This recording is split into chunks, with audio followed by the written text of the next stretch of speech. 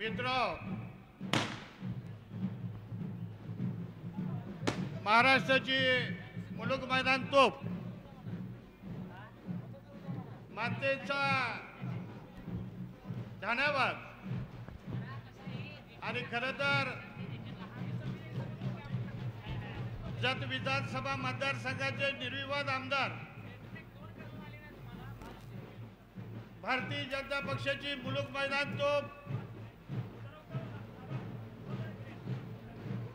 माननीय गोपीचंद शेठ पडळकर साहेब यांचा कवठेमहांकाळ येथे बहुजन समाजाच्या वतीनं भव्य असा नागरी सत्कार सोहळा संपन्न होतोय.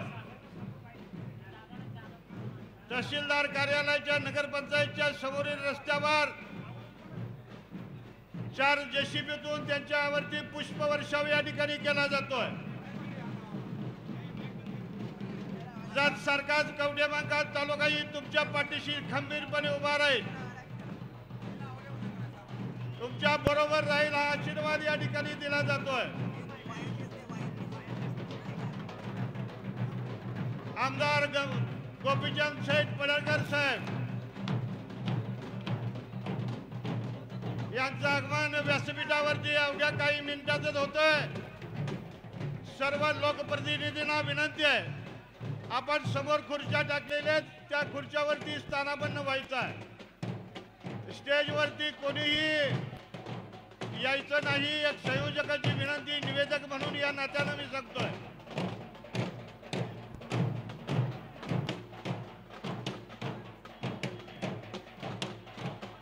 ढोल ताशाच्या गजरामध्ये आमदार गोपीचंद साहेबांचा विजय असो अशा प्रकारची जंगी मिरवणूक कुची कॉर्नर पासून या ठिकाणापर्यंत काढण्यात आलेली आहे. जागोजागी त्यांचं स्वागत या ठिकाणी होत आहे. वडीलधारी मंडळी, माता भगिनी, मित्र आपतेश आणि सगळे सवंगडी गोपीचंद शेठला या ठिकाणी शुभेच्छा देत आहेत. आणि यानंतर आमदार गोपीचंद शेठ पडळकर साहेब पॅराऑलिम्पिकवीर अर्जुन पुरस्कार प्राप्त सन्माननीय सचिन खिलारी साहेब यांचं आगमन या ठिकाणी झालेलं आहे.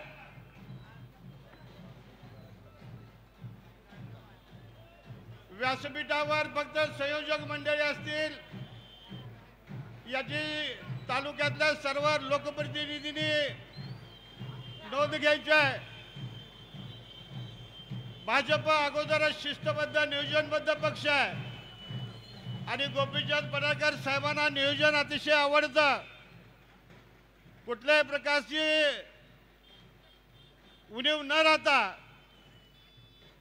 या ठिकाणी भव्यसा नागरी सत्कार तुमच्या साक्षीने संपन्न होतोय.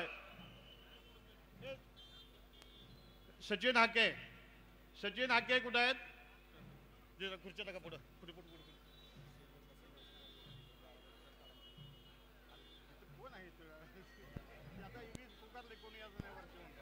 एक फोटो समोर लोकप्रतिनिधींना समोर खुर्च्या द्या. संयोजक सचिन हाके गोरड, चला. कवठेमहांकाळ तालुक्यातील विविध संस्थांचे पदाधिकारी, लोकप्रतिनिधी, स्थानिक स्वराज्य संस्थांचे पदाधिकारी, नगरसेवक मंडळी, सर्व सामाजिक कार्यकर्ते या ठिकाणी उपस्थित आहेत. सर्वांना समोर खुर्ची या ठिकाणी द्यायची आहे. सचिन हाके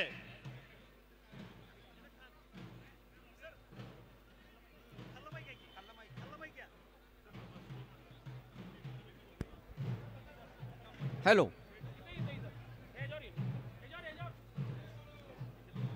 जत तालुक्याचे माननीय डॉक्टर आळी साहेबांचं इथं आगमन झालेलं आहे. तरी कवठेमहांकाळमध्ये सहर्ष स्वागत. खऱ्या अर्थानं पुण्या जन्माची पावली पुण्याई झाली प्रसन्न आई अंबाबाई.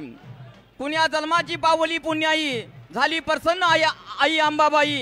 या आई अंबाबाईच्या पदस्पर्शाने झालेल्या पावन भूमीमध्ये पडळकर साहेबांचा सत्कार होत आहे. हॅलो.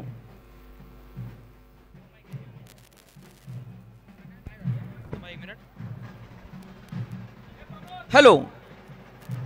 ज्यांनी साहेबावरती प्रेम केलं असे आमचे लाडके डॉक्टर आळली साहेब यांचंही कवठे मंकाळच्या वतीनं सहर्ष स्वागत, सहर्ष स्वागत.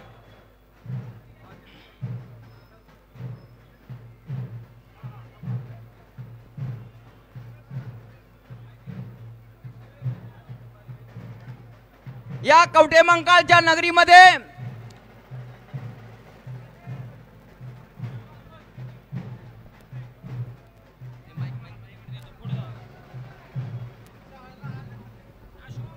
हॅलो. खऱ्या अर्थानं पडळकर साहेबांची राजकीय प्रवास या कवठे मंकाळ तालुक्यामधून झालेला आहे. आणि तसेच आपल्या जत तालुक्याचे फायर ब्रँड आमदार गोपीचंद पडळकर साहेब हे 40,000 मतांनी निवडून दिलेले आहे. तसेच जत तालुक्यातील तमाम सर्व बंधू आणि भगिनींचं कवठे मंकाळ तालुक्याच्या वतीनं सहर्ष स्वागत, सहर्ष स्वागत. हॅलो.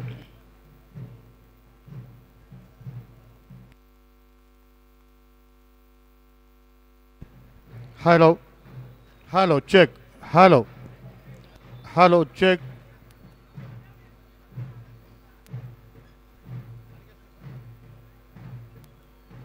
मित्र, कवठे मंकाळ तालुका बहुजन समाजाच्या वतीनं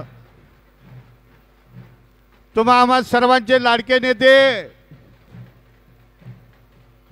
जतचे आमदार सन्माननीय गोपीचंद पडळकर साहेब यांचा भव्य असा सत्कार या ठिकाणी संपन्न होतोय. या सत्कार समारंभाच्या निमित्तानं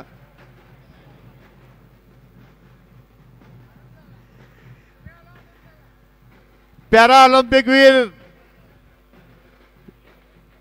अर्जुन पुरस्कार विजेते सचिन खिलारी साहेब यांचाही सत्कार तुम्हा सर्वांच्या साक्षीनं संपन्न होतोय. मित्र, कवठे मंकाळ तालुक्यातल्या सर्व बहुजन समाजातल्या प्रतिनिधींनी एकत्र येऊन हा सत्कार सोहळा या ठिकाणी आयोजित केलेला आहे. महाकाली देवीचं दर्शन घेऊन सन्माननीय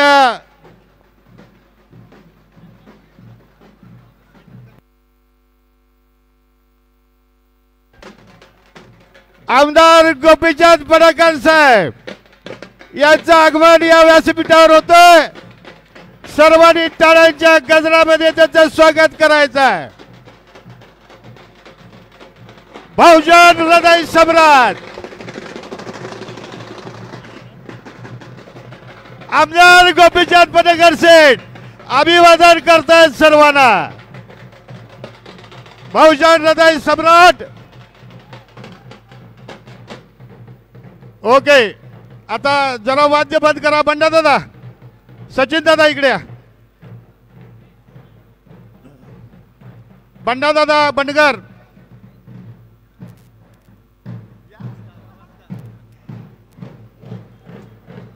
राहुल, हा जरा वाद्य बंद करा. इथं जे उभा राहिले समोर खुर्च्यांची व्यवस्था केली. मी मगाशी तुम्हाला सांगितलं गोपीचंद पडळकर सेठ हे भाजपचे आमदार आहेत. भाजपचं नियोजन असतं, भाजपचं शिस्तबद्ध असतं. आणि गोपीचंद सेठ तुमच्या मित्रावर कुठल्याही प्रकारचा आरोप होऊ नये याची काळजी घेतो. म्हणून सगळ्यांना विनंती करतोय, खुर्च्या टाकणे ठेवलेले आहेत, सगळ्यांनी खुर्च्यावरती बसून घ्यायचं आहे. स्टेजच्या उजव्या बाजूला कुणीही गर्दी करू नका. ओके.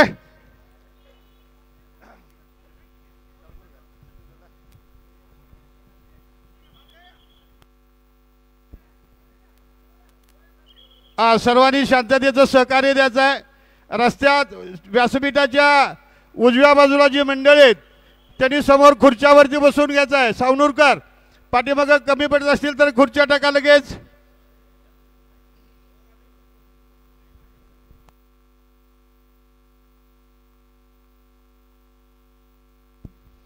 मित्र, माननीय आमदार गोपीचंदजी पडळकर साहेबांच्या सूचना देऊन या ठिकाणी कार्यक्रमाला सुरुवात करतोय. व्यासपीठावर उपस्थित असणारे सर्व सन्माननीय नेते आणि खरे तर समोरच्या जरा बाजूला जायचं आहे. बहुजन रजाई सम्राट, मानदेशचा राजा, भाजपची महाराष्ट्राची मुलुक मैदान तोप, जतचा बुलंद आवाज सन्माननीय गोपीचंद शेठ पडळकर साहेब यांचा सत्कार या ठिकाणी होतोय. आणि त्याचबरोबर या ठिकाणी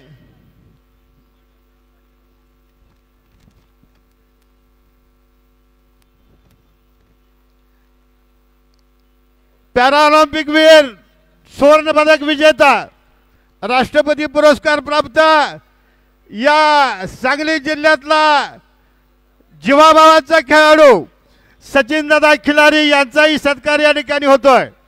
आणि म्हणून मी थोडंसं प्रास्ताविकामध्ये आमदार साहेब या बहुजन समाजाच्या मेळाव्याचं नियोजन या ठिकाणी सांगतोय. खरं तर या कवठेमंकाळ तालुक्यातील धनगर असतील, सनगर असतील, माळे असतील, कुंभार असतील, लोणारे असतील, परीट असतील, सुतार असतील, लोहार असतील, हे 12 बलुतेदार आणि 18 आलोतेदार या सगळे मंडळी या ठिकाणी एकत्र आलेले आहेत. या दृष्टिकोनातून हा कार्यक्रम या ठिकाणी ठेवतोय. आमदार गोपीचंद साहेब पडळकरवाडी आटपाडी जन्मभूमी आणि असली तरी सुद्धा जत ही विकासभूमी, जतला विरोध झाला. 2 मिनिटं त्या दृष्टिकोनातून भाजपमधनं उमेदवारी ज्यांना मिळाली, विधान परिषद सदस्य असताना आमच्या शेटवरती मागच्या दाराना असे टीका विरोधक करायचे. पण मागील निवडणुकीत 24च्या निवडणुकीत मी जतचा नसलो तरी सुद्धा विधानसभेच्या दरवाजावर लाथ मारून पुढच्या दारानं गोपीचंद शेठ पडळकर विधानसभेत प्रवेश केलेला आहे. आणि या दृष्टिकोनातून बहुजनांच्या सगळ्या कार्यक्रमाला उपस्थित असणारे आमचे आमदार गोपीचंद शेठ पडळकर, त्यांच्या समेत किंगमेकर गोपीचंद शेठ बरोबर ना, तुमचे किंगमेकर डॉक्टर रवींद्र आळी, भाजपचा निष्ठावंत नेता, लिंगायत समाजाचा उमेदवार असताना सुद्धा आमदार गोपीचंद पडळकर साहेब यांच्या पाठीशी ताकदीने उभं राहिलं. आणि म्हणून त्यांचाही सत्कार या ठिकाणी होतोय. मी शशिकांत भजबळे, प्राथमिक शिक्षक बँकेचे माजी चेअरमन आणि या मेळाव्याचे संयोजक शशिकांत भजबळे यांना विनंती करतो त्यांनी स्वागत करावं. हॅलो आज या ठिकाणी बहुजनांचा बुलंद आवाज सन्माननीय आमदार गोपीचंद पडळकर साहेब आणि त्याचबरोबर या ठिकाणी अर्जुन पुरस्कार प्राप्त पॅरा ऑलिम्पिक वीर सचिनजी खिलारी साहेब यांच्या स्वागतासाठी या ठिकाणी कवठेमंकाळ तालुक्यातली नगरी पूर्ण या ठिकाणी उपस्थित आहे. मी प्रास्ताविक माझं फक्त 2 मिनिटात संपवणार आहे. यामध्ये नवागतांच्या हृदयावर प्रेम करणारे हृदय सम्राट, त्याचबरोबर प्रत्येक क्षेत्रातल्या लोकांना न्याय मिळवून देण्यासाठी जीवाची बाजी लावणारे असे आमदार गोपीचंद पडळकर साहेब, एसटी महामंडळातील कर्मचाऱ्यांना न्याय मिळवून देण्यासाठी उपोषण करणारे असे आमचे आमदार गोपीचंद पडळकर साहेब, MPSCच्या परीक्षा संदर्भात विद्यार्थ्यांच्यावर झालेला जो अन्याय होता, ज्यामध्ये परीक्षांची वेळ दिली जात नव्हती, ही वेळ परीक्षा चालू करण्यासंदर्भात विद्यार्थ्यांच्यावर होणारा अन्याय दूर करण्यासाठी त्या मुलांच्या बरोबर रात्रंदिवस एकत्रित असा जागणारा आमचा हा आमदार गोपीचंद पडळकर साहेब सर्व जाती धर्मातील लोकांसाठी या ठिकाणी आरक्षणासंदर्भात आवाज उठवणारा, विधान परिषदेमध्ये सर्व जातीतल्या लोकांच्या आरक्षणासंदर्भात जो विषय होता त्याचा आवाज उठवणारे आमचे आमदार गोपीचंद पडळकर साहेब या ठिकाणी यामध्ये ज्या वेळेला जत तालुक्यामध्ये या भाजपमधनं उमेदवारी त्यांना मिळाली आणि या उमेदवारीतनं खऱ्या अर्थानं जतमधल्या जनतेनं त्यांना भरभरून असं यश दिलं आणि यश दिल्यानंतर दुसऱ्याच दिवशी जतमधल्या तमाम जे वनवन भटकंती करणारे, अतिशय गरीब असणारी, ऊसतोड करणारे काम करणारे लोक, ज्यांना गावामध्ये रोजगार मिळवून देण्याची प्रतिज्ञा करणारे आमचे आमदार गोपीचंदजी, यामध्ये शासकीय कर्मचाऱ्यांच्या संदर्भात रोस्टर तपासणीचा जो विषय आला त्यावेळी विधान परिषदेमध्ये अतिशय अभ्यासपूर्वक असं वक्तव्य करणारे आमचे गोपीचंदजी पडळकर साहेब. खरं तर लोणारी समाजाच्या विकासासाठी विष्णुपंत दादरे साहेबांच्या नावाने आर्थिक विकास महामंडळाचा प्रस्ताव विधान परिषदेमध्ये मांडणारे आमचे आमदार गोपीचंदजी पडळकर साहेब आपला या ठिकाणी दुष्काळी पट्ट्यातल्या कवटेमंकाळ तालुक्याच्या वतीनं नागरी सत्कार या ठिकाणी आपला घेण्यात येतोय. त्याचबरोबर या ठिकाणी सचिनजी खिलारी साहेब ज्यांनी संपूर्ण जगामध्ये सांगली जिल्ह्यातल्या, आटपाडी तालुक्यातल्या, सांगली जिल्ह्यातल्या, महाराष्ट्र राज्यातल्या सर्व तमाम लोकांचं प्रतिनिधित्व करणारे, आपल्या खेळाडूतनं आपलं सामर्थ्य दाखवणारे अर्जुन पुरस्कार प्राप्त सचिनजी खिलारे साहेब, यामध्ये तिसरीमध्ये असताना त्यांचा हात गँग्रीनं पूर्णपणे निकामी झाला असताना सुद्धा ते गप बसले नाहीत, तर त्यांनी 12वी नंतर या खेळामध्ये प्रावीण्य मिळवून त्यांनी खऱ्या अर्थानं गोळाफेक मध्ये त्यांनी अतिशय उत्तम निवेदन जरा देऊ नका, थांबा. असे सचिन खिलारी साहेब कणकर मन, कुशाग्र बुद्धी, मनगटाची ताकद, दृढ आत्मविश्वास याच्या जोरावर निवेदन थांबवा जरा. स्पर्धा आपण पार करू शकतो याचा आपल्याला विश्वास देणारे सचिन खिलारी साहेब, या दोघांचा सत्कार या ठिकाणी कवटेमंकाळ तालुक्याच्या वतीने होतोय. आपण तो स्वीकार करावा एवढीच विनंती करतो आणि माझं धन्यवाद. यानंतर या मेळाव्याचे संयोजक ज्यांना 12 बलुतेदार एकत्र कवटेमंकाळ तालुक्यातले केले आणि बहुजन समाज स्थापन केला, या कवटेमंकाळ तालुक्याचा युवा नेता राहुल गावडे यांनी प्रस्तावित करावा असं विनंती करतोय. राहुल गावडे. सर्वांनी निवेदन वगैरे थांबवायचे आहेत. कार्यक्रम झाल्यानंतर शेठ आपल्याशी थोडंसं हितगुज करतील, त्यानंतर निवेदन द्यायचे आहेत. सर्वांना विनंती आहे. अखंड हिंदुस्थानाचे दैवत छत्रपती शिवाजी महाराज, पुण्यश्लोक राजमाता अहिल्यादेवी होळकर, माझ्या जीवनातील आदर्श महात्मा ज्योतिराम फुले, राजश्री शाहू महाराज व विश्वरत्न बाबासाहेब आंबेडकर, साहित्यरत्न अण्णाभाऊ साठे, संत अण्णाभाऊ साठे, आद्य क्रांतीवीर उमाजी नाईक, संत रविदास, संत सावतामाळी, संत सेना महाराज, संत नामदेव महाराज व या ठिकाणी उपस्थित असलेले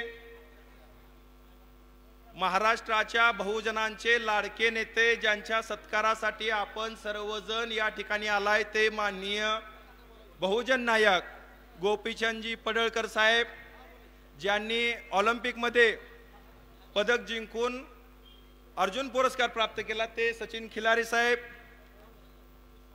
मित्र कसा असावा वनव्यामध्ये गारव्यासारखा, असे डॉक्टर आरडी साहेब व सर्व संयोजक व या ठिकाणी ह्या तालुक्यातून आलेले सर्व माझे मित्रबंधू व सर्व ज्येष्ठ मार्गदर्शक. सत्काराचा कार्यक्रम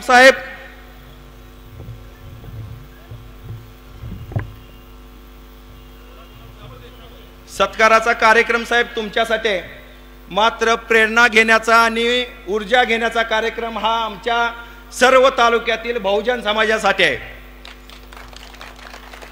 साहेब, तुमचं नेतृत्व असंच तयार झालं नाही, त्यासाठी प्रचंड खस्ता खाल्लेत, संघर्ष केलाय, प्रसंगी जेल सुद्धा भोगले, त्यातून तुमचं संघर्ष तयार झालंय. ज्याप्रमाणे एखाद्या कोहिनूर हिऱ्याला घडवण्यासाठी कारागीर पैलू गाडून त्यांच्या छातीवर उभा राहून, आरडी साहेब 2 मिनिटं, त्या ठिकाणी तुम्ही त्या प्रस्थापितांना मातीत गाडून त्यांच्या छाताडावर बसून ह्या आमच्या जिल्ह्यातल्या बहुजनांना न्याय व हक्क देण्याचा प्रयत्न तुम्ही करताय, त्याबद्दल साहेब तुमचा आम्ही मानल तेवढा आभार कमी आहे. एखाद्या बहुजनाला संपवण्यासाठी त्या काळी किती काड्या केल्या जातात साहेब. तुमचा इतिहास जर बघितला तर तत्कालीन गृहमंत्र्यांनी तुमच्यावरती लग्नात गेल्यानंतर मंगळसूत्र चोरलं, कुठं मोबाईल चोरला, अशा किती किरकोळ किरकोळ गोष्टीत केस गाठल्या, तुम्हाला जेलमध्ये गाठलं, तुम्हाला अडकवण्याचा प्रयत्न केला. पण अडकणारं तुमचं नेतृत्व नव्हतं. लढणं हा रक्तातच असावं लागतं आणि धनगराचं रक्त म्हणजे लढण्याशिवाय पर्याय नाही. कारण यशवंतराव होळकर, अहिल्यादेवी होळकर, मल्हारराव होळकर, तुकोजी होळकरांनी आपल्याला इतिहास आदर्श घालून दिलाय की लढलं तर आपण जिंकू शकतो व जिंकून तुम्ही साहेब दाखवलेला आहे.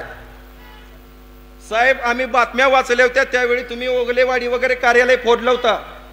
तुम्ही शेतकऱ्यासाठी पाणी मागायला एखाद्या त्यावेळी प्रस्थापित एक नेता होता, त्याच्या नेत्याकडे गेलेला, त्यावेळी त्यांना तुम्हाला लाठीचार्ज केलेला. त्या लाठीचार्जाच्या उत्तरात तुम्ही सर्व बहुजनांना एकत्र करून त्या प्रस्थापित माणसाची मस्ती जिरवून तुम्ही ह्या बहुजन समाजाला सत्तेचा सोपान कसा गाठायचा असतो ते तुम्ही दाखवून दिलेला आहे. मी इथून पुढे सांगतोय त्या बारीक गोष्टीचा विचार करा. तालुक्यातील ज्या गतीनं म्हैसाळ योजना झाली त्या गतीनं टेंबू योजना झाली का ह्याचा विचार करा तुम्ही मित्रांनो. म्हैसाळ योजना किती गतीनं होत होती आणि टेंबू योजना किती संत गतीनं होत होती. टेंबू योजनेत असलेल्या पट्ट्यातल्या गावांची नावं आठवा. नागज, आरेवाडी, दुधेबावी, गोरपडी, ढालगाव पासून पूर्ण पट्टा ह्या कर्लाटीपर्यंतचा होता.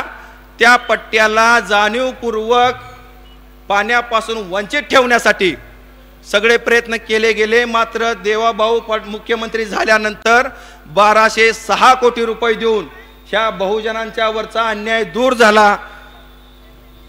अरे आपला देव सुद्धा, आरेवाडीचा आपला बिरोबा सुद्धा यांनी पाण्यापासून वंचित ठेवला होता. त्याचं पाप यांना भविष्यात फेडावं लागणार आहे. आपल्याच कार्यकर्त्या, आपल्याच पक्षातील कार्यकर्त्याची कशी जिरवायची असते, कार्यकर्त्याला कामगारांना कसं अडचणीत आणायचं असतं, याचं दुसरं उदाहरण मी सांगतोय. महांकाली सहकारी साखर कारखाना एकेकाळी हा कारखाना तालुका जगवत होता.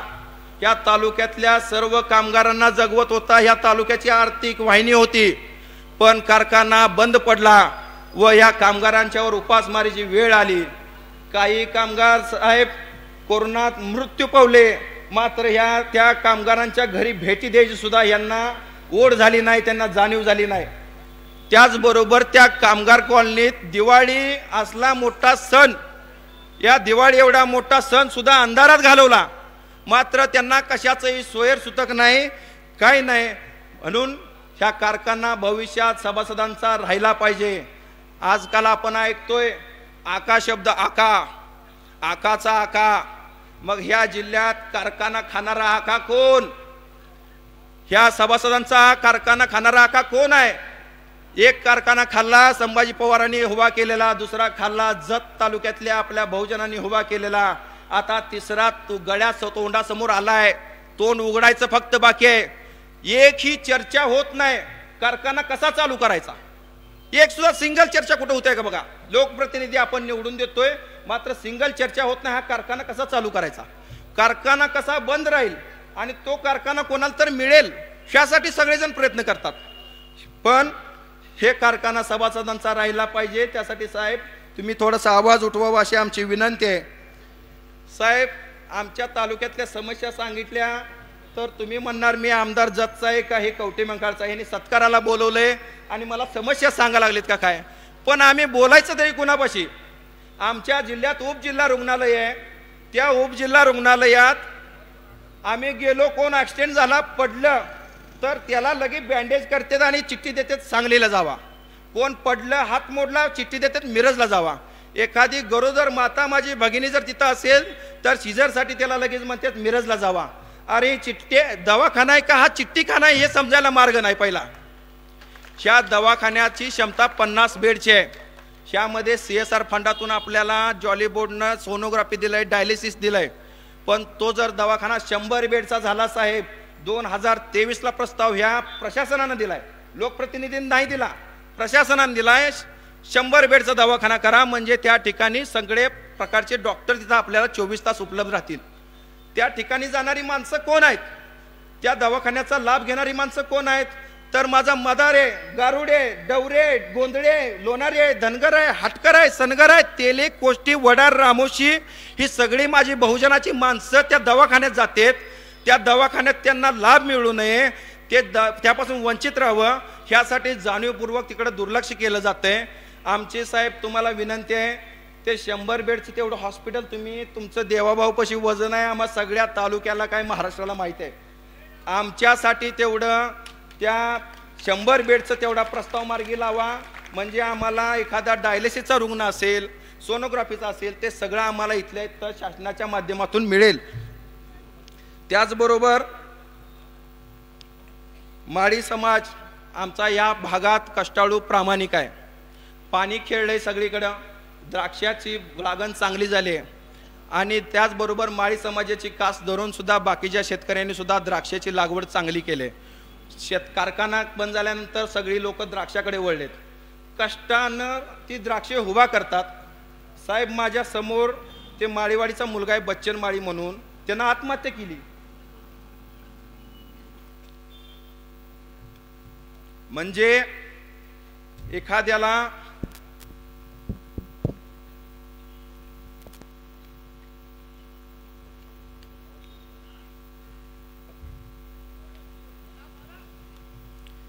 त्या द्राक्ष बागायतदाराला कोरोना नंतर वाईट अवस्था आहे, तो तळ हाताच्या फोडाप्रमाणे जपतोय, त्याला रेट मिळाला पाहिजे, भाव मिळाला पाहिजे.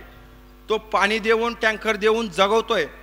साहेब एखादा व्यापारी येतोय आमच्याकडे, तो कसतरी एक वर्षातनं एक पीक घेतोय, तो व्यापारी येतोय, बंगालचा व्यापारी, बाहेरचा व्यापारी येतोय, आणि त्याचा पुन्हा तो पैसे बुडवून जातोय. त्यामुळं तुम्ही असा एखादा सर्व समाजासाठी तुम्ही भांडताय, मात्र द्राक्ष बागायतदारासाठी सुद्धा एखादा कायदा असा करा. तुम्ही आटपाडीत डाळिंबासाठी जसं तुम्ही मार्केट यार्डात एकत्र येऊन ते विकण्याचं जसं तुम्ही निर्माण केलंय, तसं तुम्ही इथं कवठे मंकाळमध्ये ह्या द्राक्ष बागायतदारासाठी एकत्र येऊन मार्केट यार्डामध्ये त्याची सोय झाली पाहिजे, त्याच्या मालाला भाव मिळाला पाहिजे, अशी व्यवस्था तुम्ही करा, जेणेकरून हा तालुक्यातल्या बऱ्यापैकी 70% आसपास बागा तयार केलेत ह्या लोकांनी. त्यांना केलेला कष्टाचं चीज होईल, त्यांना 2 रुपये मिळतील. साहेब आपल्या तालुक्यात एक शेळी मेंढी फॉर्म आहे, राज्यात 1 नंबरला आहे, सगळ्यात राज्यात 1 नंबरला शेळी मेंढी फॉर्म आहे. मात्र त्याची अवस्था सगळ्यात वाईट झालेली आहे, कारण तिथं कर्मचारी नाहीत. इथं मागच्याच महिन्यात कवठे मंकाळ तालुक्यातले 200-300 माणसं बारामतीला कृषी प्रदर्शन बघायला गेलती. मात्र आमच्या कवठे मंकाळच्या मातीत काय कमी आहे, फक्त इच्छाशक्ती कमी आहे. त्या शेळी मेंढी फॉर्ममध्ये असं एखादं मॉडेल तयार करा की आपल्या शेतकऱ्यांना तिथून काहीतरी ज्ञान घेता येईल, तंत्रज्ञान विकसित करा. त्याचबरोबर शेळी मेंढीसाठी नवीन ब्रीड तयार करण्याचं किंवा त्या पद्धतीचं मॉडेल एखादं मागणी करा. महाराष्ट्रात 1 नंबरला संस्था आहे, सगळ्यात मोठी संस्था आहे, 5 ते 6 हजार एकर जमीन आहे शासनाची. त्याची सुद्धा अवस्था कारखान्यासारखी भविष्यात होईल, ते त्यापासून वाचवण्यासाठी तुम्ही त्यासाठी प्रयत्न करावेत, ही माझी तुम्हाला विनंती आहे. हॅलो साहेब आमच्या तालुक्यात रांजणी म्हणून गाव आहे, इथूनच एक 5-6 किलोमीटर तालुक्यानंतर सगळ्यात लोकसंख्येनं 2 नंबरचं गाव आहे, कवठे मंकाळनंतर 2 नंबरचं आहे. त्या गावात तुम्ही कुणीकडूनही जावा, पूर्वेकडनं जावा, पश्चिमेकडनं जावा, दक्षिण उत्तर 8ही दिशाकडनं जावा, एका गावाला जायला रस्ता सुद्धा चांगला नाही हो. फक्त आम्ही ऐकायच्या 200 कोटी आणलं, 300 कोटी आणलं, मात्र गावाला जायला रस्ता नाही. विठराईवाडीत मारुणवाडीत जायला रस्ता नाही, धुळगावमध्ये हजारे वस्तीवर जाण्यासाठी रस्ता नाही, लिंबेवाडी घ्या, बसापवाडी घ्या, कर्लाटी घ्या, एकाही गावाला जायला रस्ता सुद्धा नाहीत. म्हणजे आम्हाला ह्या बहुजन समाजाला मुख्य प्रवाहापासून तोडून कसा वंचित राहील, म्हणजे आमच्या शाळा आम्हाला मिळत नाहीत, दवाखाना जे उपलब्ध नाही, रस्ते नाहीत, म्हणजे आम्ही कायम पाठीशीच राहिलं पाहिजे. आणि आम्हाला एक इलेक्शनच्या अगोदर एक इंजेक्शन मारलं जाते 15 दिवस. आम्ही असं बेभान होतोय, असं नाचतोय, तू ह्या पार्टीचा मी ह्या पार्टीचा, असं भाऊभाऊ, असं मित्र असं खिचून पट्टी वाढते ना. आणि गुलालात एकदा नाचलं की नाचल्यानंतर परत आम्ही आमच्या कामाला, त्यांनी त्यांच्या कामाला, आम्ही एकदा सुद्धा त्यांना विचारायला जात नाही, माझ्या रस्त्याचं काय झालं, माझ्या उद्योगाचं काय झालं. MIDC तर आमची लांबची गोष्ट आहे. साहेब तुम्ही 1500 एकर MIDC आणली हो. आम्हाला MIDCचं यम सुद्धा नाही आमच्या कवटेमंगळ तालुक्यात. मात्र आम्ही साधा प्रश्न सुद्धा विचारत नाही लोकप्रतिनिधींना की बाबांनो आमच्या हाताला कामाचं काय झालं, आमच्या काम का मिळत नाही, हा लोकप्रतिनिधींना प्रश्न सुद्धा विचारत नाही. शेंडगे बापूंनंतर समाजात पूर्ण तालुक्यात सगळ्यांची दयनीय अवस्था आहे. सूर्य दिसणार नाही इतका अंधार आहे. मात्र तो अंधार बाजूला सारण्यासाठी साहेब तुमच्याकडून प्रेरणा घ्यायची आहे. अंधारा मी ह्या बाबतीत एक तुम्हाला वाक्य म्हणेन, अंधेरा बहुत है सूरज निकलना चाहिए, अंधेरा बहुत है सूरज निकलना चाहिए, किसी भी तरह से हो ये मौसम बदलना चाहिए. त्यासाठी आपण सगळ्यांनी प्रयत्न केले पाहिजेत. आपण या माझ्या ह्या तरुण मित्रांना विनंती आहे, तुम्ही राजकारणात या, समाजकारणात या. राजकारणात आल्यानंतर आम्ही आज बघतोय काय परिस्थिती आहे. एखादा सामान्य माणूस आला तर त्याला जन्माचा दाखला मिळण्यासाठी सुद्धा 2-2, 3-3 तास वाट बघावी लागते. त्यासाठी तुम्ही राजकारणात या. तलाट्याकडे नोंद घालायची असेल तर तुम्हाला 2-2 दिवस 15-15 दिवस वाट बघावी लागते. पोलीस स्टेशनला जायचं असेल तरी तुम्हाला तिथं तुमची दखल घेतली जात नाही. त्यासाठी तुम्ही समाजकारणात या, राजकारणात या. डॉक्टर आळी साहेब तुम्ही आम्हाला समाजकारणात आदर्श म्हणून नाही, राजकारणात आदर्श म्हणून नाहीत. कारण आजकाल काय झाले, राजकारणात थोडंसं पुढं आलं की पाठीमागच्यांना ह्यो कसा मागं राहील, ह्याची कशी बदनामी होईल, ह्यो कसा माझ्यापेक्षा पुढे गेला नाही पाहिजे अशी परिस्थिती आहे. मात्र आरळी साहेब तुम्ही जतमध्ये असं दाखवून दिलंय की मी थोडंसं 2 पावलं मागे घेतो, मात्र बहुजनाचं पोरगं पुढं गेलं पाहिजे. तुम्ही ज्याप्रमाणे कृष्ण अर्जुनाचा सारथी होता, त्याला अपेक्षा नव्हती मलाच मिळावं सगळं, मात्र अर्जुनाला काहीतरी मिळालं पाहिजे, त्याला योग्य संदेश देण्याचं काम तुम्ही या जत तालुक्यात केलंय. तुमचं मानावं तेवढा आभार कमी आहेत. तुम्हीच हा हिरा आम्हाला पूर्ण शोधून दिलाय. यापुढे विस्थापित विरुद्ध प्रस्थापितांची लढाई चालू होणार आहे. प्रस्थापित म्हणजे कोण, तर कायम पिढ्यानपिढ्या त्यांच्या घरात सत्ता असणारी. तर यापुढे विस्थापितांचा म्हणजे आपल्या सगळ्या भटक्या विमुक्त सगळ्यांचा जे काही प्रश्न असतील, जे काही संघर्ष असेल, त्यासाठी आपण सगळ्यांनी एकत्र आलं पाहिजे व इथून पुढे अशीच आपली बहुजनांची मोठ बांधली पाहिजे. त्यासाठी आपण प्रयत्न करूया. व एवढंच या ठिकाणी मी सांगतो, यापुढे जे काही प्रश्न असतील आमदार लेवलचे ते गोपीचंद पडळकर साहेब सोडवतील. व इथून पुढे तालुक्यात कोणत्याही अडचणी असू देत, एकमेकाला सांगत जावा, एकमेकाला मदत करूया. व आपण पुन्हा एकदा ह्या कवटेमंकाळ तालुक्यावरती बहुजनांचं नेतृत्व उभा करूया. ही ऊर्जा, ही शपथ इथनं घेऊन जावा. गोपीचंद पडळकर साहेबांचा सत्कार फक्त बुके देऊन आणि फुलं देऊन करण्यासाठी आलो नाही, त्यांची ऊर्जा घेऊन, त्यांचा प्रेरणा घेऊन इथून पुढे आपल्याला जायचं आहे. मी जाता एवढंच सांगेन, दरिया है हम, हम अपना हुनर जानते हैं. दरिया है हम अपना हुनर जानते हैं. जहाँ से भी गुजरेंगे वही रास्ता खुद बनाएंगे. आभार आहे. धन्यवाद. कसदार लोकप्रतिनिधी सारखा एक मनोदय आपण व्यक्त केला. आणि यानंतर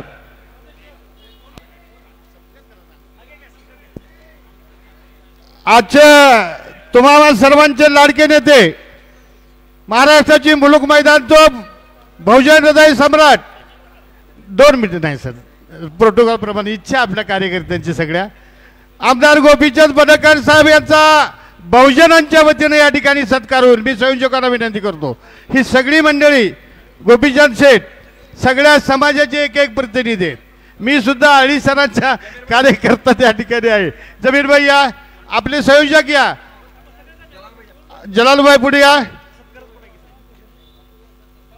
हार घ्या, मोठा हार घ्या जरा 1-2 मिनिट. या ठिकाणी खरं तर एक चांगला सन्मान सत्कार या ठिकाणी होतोय.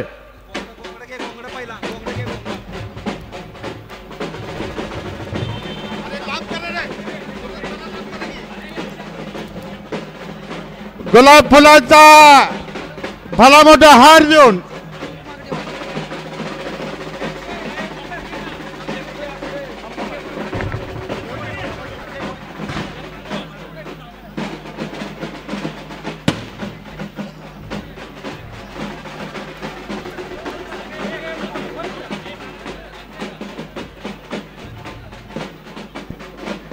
आमदार गोपीचंद पडळकर साहेब यांचा सत्कार या ठिकाणी संपन्न होतोय. सर्व जनतेच्या वतीनं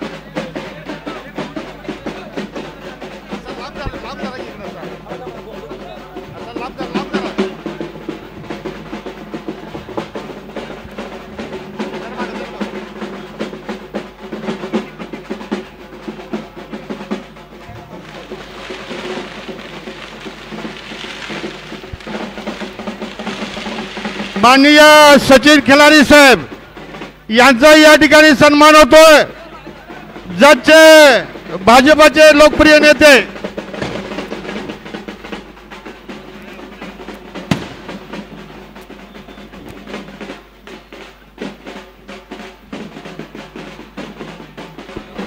धन्यवाद. चला स्टेजवरची गर्दी जरा कमी करा. 1 2 2 2 2.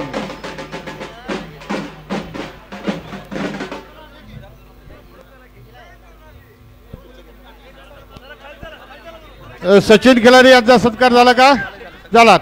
डॉक्टर रवींद्र आळी साहेब भाजपचे ज्येष्ठ नेते यांचा या ठिकाणी सत्कार होतोय.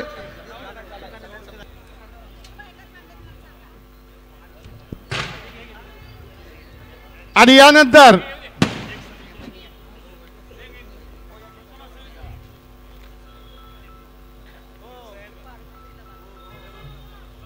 आमदार गोपीचंद पडळकर सेठ यांचा सन्मान या ठिकाणी होतोय.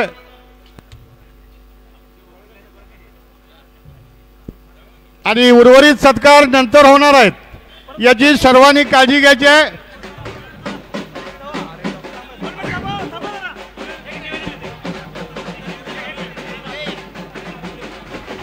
व्यासपीठावरची गर्दी कमी करा. चला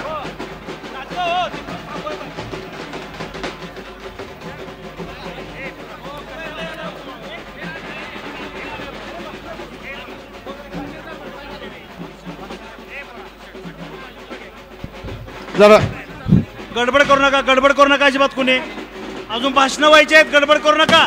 सर्वांना संधी मिळणार आहे. जरा थांबा, सगळ्यांनी सत्कार करणार आहे. यानंतर डॉक्टर रवींद्र आळी भाजपाचे ज्येष्ठ नेते स्टेजवर गर्दी करू नका. शशिकांत बाजपाई सर.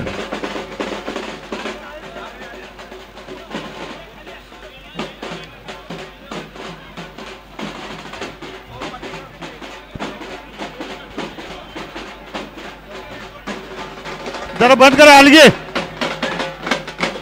हलगी बंद करा. यानंतर नंदिनी, एक राजनंदिनी,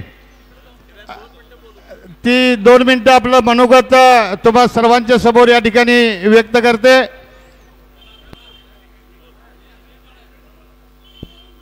राजनंदिनी पडळकर, बरोबर ना? छान, शुभेच्छा. बोल बेटा.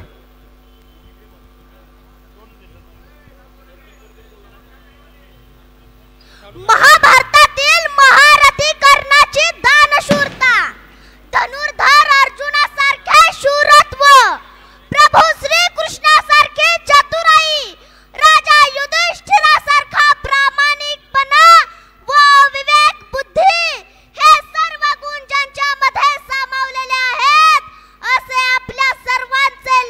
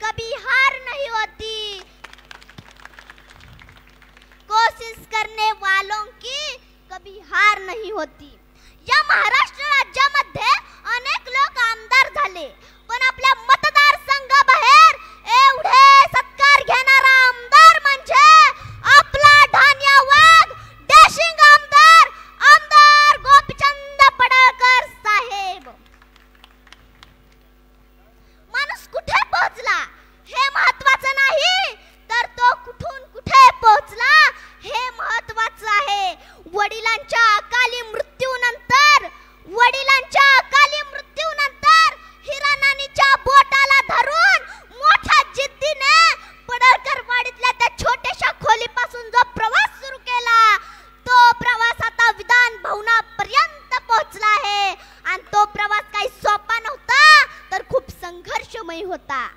म्हणूनच एक शेर माझ्या साहेबांसाठी, त्यांच्या संघर्षासाठी. डर मुझे भी लगा फासला देकर, पर मैं बढ़ता गया रास्ता देकर. खुद ब खुद मेरे नजदीक आती गई मेरी मंजिल, मेरा हौसला देकर. स्फूर्तीचा वारा, चैतन्याचा झरा, प्रेमाच्या धारा, माझा गोपीचंद. संयमी व्यक्तिमत्व, आक्रमक वक्तृत्व, सर्वस्पर्शी कर्तृत्व, अजात शत्रू नेतृत्व, माझा गोपीचंद. विचारांची रस, विकासाची आस, प्रगतीचा ध्यास, माझा गोपीचंद. सामान्यांचा दाता, उद्योगांचा त्राता, जनप्रिय नेता, माझा गोपीचंद.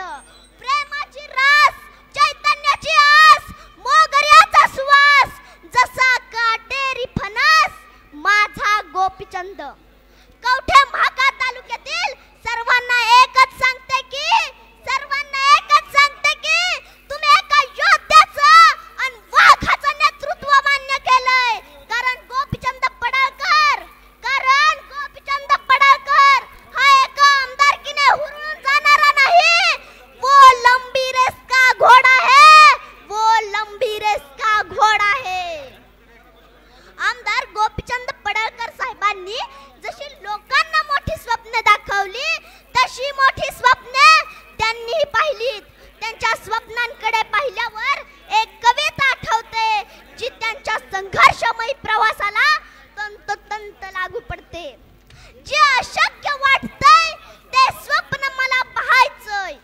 ज्या शत्रूचा कोणी पराभव करू शकत नाही, त्या शत्रूला मला हरवायचंय. कोणालाही सहन होत नाही ते दुःख मला सहन करायचंय. ज्या ठिकाणी धाडसी माणसं जायचं धाडस करत नाहीत, त्या ठिकाणी जाऊन मला धावायचंय.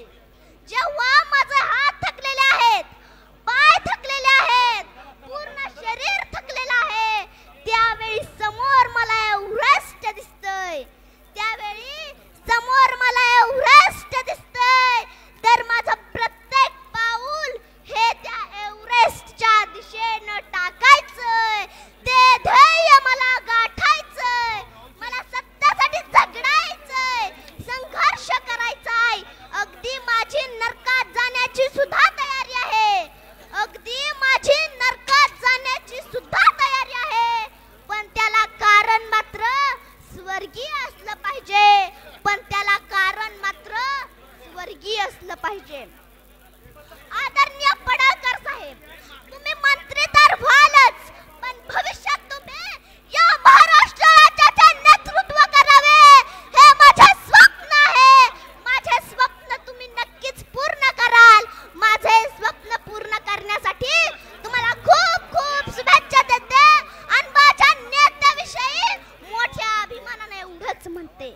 मेरा अक्स भी वो, मेरी छाया भी वो, मेरा हमदम भी वो, मेरी सरमाया भी वो, मेरी गीता भी वो, मेरे कुरान भी वो, मेरी पूजा भी वो, मेरी अजान भी वो, मेरा सुकून भी वो, मेरा जुनून भी वो, मेरा होश भी वो, मेरा जोश भी वो, मेरा होश भी वो, मेरा जोश भी वो. इस जहां में उसका कोई नहीं, इस जहां में उसका कोई नहीं.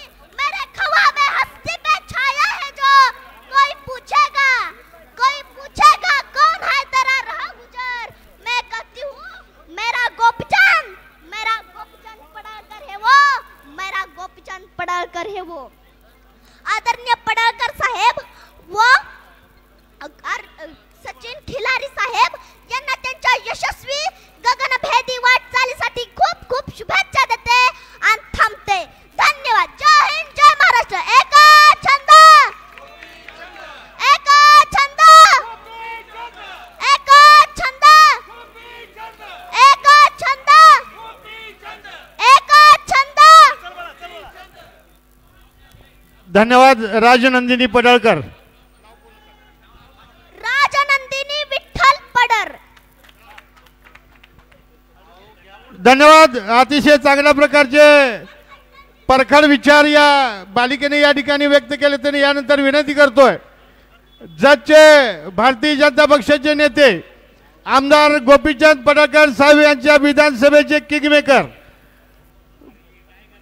सिमेंट कॉर्पोरेशनचे संचालक आणि केंद्र सरकारच्या अवजड उद्योग समूहाचे संचालक सन्माननीय डॉक्टर रवींद्र आरोळी सर. माननीय गोपीचंद पडळकर साहेबांच्या या नागरिक सत्काराप्रसंगी उपस्थित असलेले व्यासपीठावरील सर्व मान्यवर, आपण सर्वजण जत कवठेमहांकाळमधील प्रतिष्ठित सर्व डॉक्टर, वकील, आपण गोपीचंद पडळकर साहेबांच्यावर प्रेम करणारे सर्व नागरिक बंधू आणि भगिनींनो, आता कसं म्हणजे जतचे ते विकासपुत्र म्हणून निवडून आले. जतच्या इतिहासामध्ये 38,000पेक्षा जास्त मतं घेणारा, व्यासपीठावर निवेदन कोणीही देऊ नका, हा एकमेव आतापर्यंत नंतर निवेदन स्वीकारलं जाईल आहे. आतापर्यंत अनेक खासदारकी झाली, अनेकांची आमदारकी झाली आणि आतापर्यंत सगळं रेकॉर्ड ब्रेक मतदान हे गोपीचंद पडळकर साहेबांना झालं. हे त्यांच्या कार्यकर्तृत्वामुळे झालं. संपूर्ण महाराष्ट्राचा हा नेता आमचं सगळ्या तालुक्यातल्या लोकांचं भाग्य उजाडलं आणि त्या आमच्या तालुक्यातनं उभे राहिले आणि आमच्या जतची जनता भरभरून त्यांना मतदान केलं आणि मग त्यांना आता समजतं की प्रचंड पद्धतीनं काम हे आमच्या तालुक्यात आता होताना दिसतंय. 2000 एकरमध्ये होणारी MIDC असू दे, जत शहरामध्ये 78 कोटीची पाणी पुरवठा योजना असू दे, जत शहरामध्ये लागणाऱ्या ज्या काही नगरपालिका असेल किंवा पंचायत समिती असेल त्यांच्या इमारती असू देत, या सगळ्या गोष्टीकडे बारकाईनं लक्ष घालून या सगळ्या मंजूर करण्याचं काम आता हे पडळकर साहेब करतायत आणि ह्या सगळ्या जतवासियांना हे कधी पटलं, ज्यावेळी आपल्या महाराष्ट्राचे मुख्यमंत्री देवेंद्र फडणवीस साहेब प्रचाराला आले होते आणि त्या प्रचाराच्या महाराष्ट्रातील सगळ्यात शेवट असलेला आमचा तालुका 288 आणि काना नाही मात्रा नाही असं गाव, जिथं भूकंप होत नाही, प्रलय येत नाही, जत म्हणजे नुसता दुष्काळी असा फेमस असलेल्या गावापासून, असल्या तालुक्यापासून फडणवीस साहेबांनी प्रचाराचा झंझावात चालू केला. महाराष्ट्राचा प्रचार, त्याचं उद्घाटन हे झालं जत तालुक्यातून सुरुवात झाली आणि त्यावेळी त्याने जाहीर भाषणात सांगितलं, माझा गोपीचंद याला तुम्ही निवडून द्या, मी जतच्या महाराष्ट्रामध्ये असलेला 288वा मतदारसंघ हा 1 नंबर बनवण्याचं काम माझं आहे. अशा पद्धतीची ग्वाही त्यांनी दिली आणि त्या एका त्यांच्या वचनामुळं ही आमची जनता त्यांना शेटना निवडून दिलेला आहे. आता जत आणि कवठेमहांकाळ काय लांब नाही. आता कवठेमहांकाळ मधली मी बघितलं इतक्या लोकांची इतकी कामं, शेठ हा डायरेक्ट फडणवीस साहेबांच्या जवळचा माणूस आणि त्यांनी सांगितलं तर होणार नाही असं नाही. त्यामुळं कवठेमहांकाळ मधली जी काही तुमची पेंडिंग कामं आहेत ती पण आता सगळे करून घ्या, आमचं काय हरकत नाही. आमच्या वाट्याला तर आहेत, तर तुमच्या वाट्याला पण हा आमदार येणार आहे. त्यामुळं तुम्ही ज्या पद्धतीनं सत्कार केलेला आहे, ज्या पद्धतीनं मिरवणूक काढली, ज्या पद्धतीनं फुलांचा वर्षाव केला, हे सगळं पाहता शेठ हा नुसता तालुक्याचा आमदार नसून संपूर्ण महाराष्ट्राचा आमदार आहे. त्यामुळं गोर गरीब जे रांजले गांजले सगळ्यांचाच तो आमदार आहे. आणि आता व्यासपीठावर मी पाहतोय कुठलाही सामान्य माणूस डायरेक्ट त्यांच्यापर्यंत जाऊ शकतोय, डायरेक्ट काम करून घेऊ शकतोय. ती कॅपॅसिटी या माणसाकडे आहे. अशाच पद्धतीचं प्रेम तुमचं, महाराष्ट्राच्या जनतेचं आणि आमचं तरी आहेच. या सगळ्यांचं शेटवर राहो आणि वर्षानुवर्ष दिवसेंदिवस त्यांचा आलेख जो आहे तो चढता राहावं आणि एका दिवस महाराष्ट्राचा एक प्रमुख नेता म्हणून ते इथून पुढे उदयास येतील ह्यात कोणतीही शंका नाही. एवढं बोलून मी माझं भाषण थांबवतो. जय हिंद जय महाराष्ट्र. धन्यवाद माननीय आळवी सर. यानंतर माधुर वस्ती शाळेचा एकच मिनिटामध्ये सत्कार होतोय. बैबाई गुरुजी बोला बोला बोला लवकर लवकर लवकर. जिल्ह्याचा प्रथम क्रमांक आलेला आहे या संघाचा. जिल्हा परिषद शाळा महानूर वस्ती या कबड्डी मध्ये जिल्हा परिषद शाळा महानूर वस्तीचा एका वस्तीवरच्या मुलींनी जिल्ह्यामध्ये आपला ध्वज फडकवलेला आहे. पहिला क्रमांक आलाय कबड्डी मध्ये. या कबड्डी संघाचा सत्कार या ठिकाणी संपन्न होतोय. आमदार गोपीचंद शेठ पडळकर साहेब यांच्या हस्ते.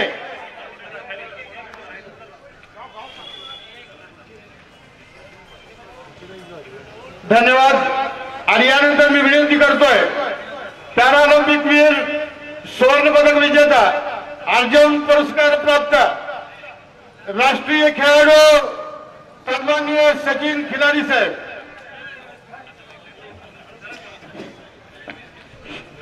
भारत माता की, भारत माता की, भारत माता की. व्यासपीठावर उपस्थित असणारे सर्वांचे लाडके आणि बहुजनांचे कैवारी गोपीचंद पडळकर साहेब आणि इथं कवठे मंकाळ मध्ये संपूर्ण एवढ्या मोठ्या संख्येने उपस्थित असणारे सर्वसामान्य बहुजनांचे सर्व लोक आणि आमच्या लोणारी समाजातील रमेश खोत आणि शशिकांत पजवळकर सर या सर्वांनी मला इथं बोलवलं. सर्वात प्रथम मी सर्वांचा आभारी आहे. माझं नाव सचिन सर्जेराव खिलारी आटपाडी तालुक्यातला मी आहे आणि इथं आता ज्या पद्धतीने चर्चा चालली आहे की आटपाडी तालुक्यातले असताना जतमधून निवडून आले आणि आता कवठे मंकाळ वासीय पण त्यांना म्हणतायत की आमच्यासाठी पण काम करा. तर खरंच असं आहे की आटपाडीतनं असताना सुद्धा आणि जतमधून निवडून आलेले असताना सुद्धा ते आटपाडीसाठी पण काम करतायत. तर कवठे मंकाळसाठी पण ते नक्कीच काम करतील. मी पण शाळेमध्ये शिकलो जिल्हा परिषद शाळेमध्ये आणि जसा कवठे मंकाळ दुष्काळी आहे तसा आटपाडी पण दुष्काळीच भाग आहे.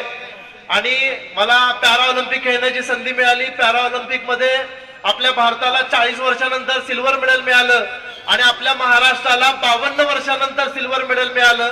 याची दखल घेत महाराष्ट्र सरकारनं 2017 पासून ज्या थेट नियुक्त्या दिल्या नव्हत्या त्या थेट नियुक्त्या दिल्या आणि महाराष्ट्र सरकारनं 15 क्लास 1 अधिकारी बनवले आणि मला सांगायला अभिमान वाटतो की त्यातलं एक बहुजनच पोरग आहे.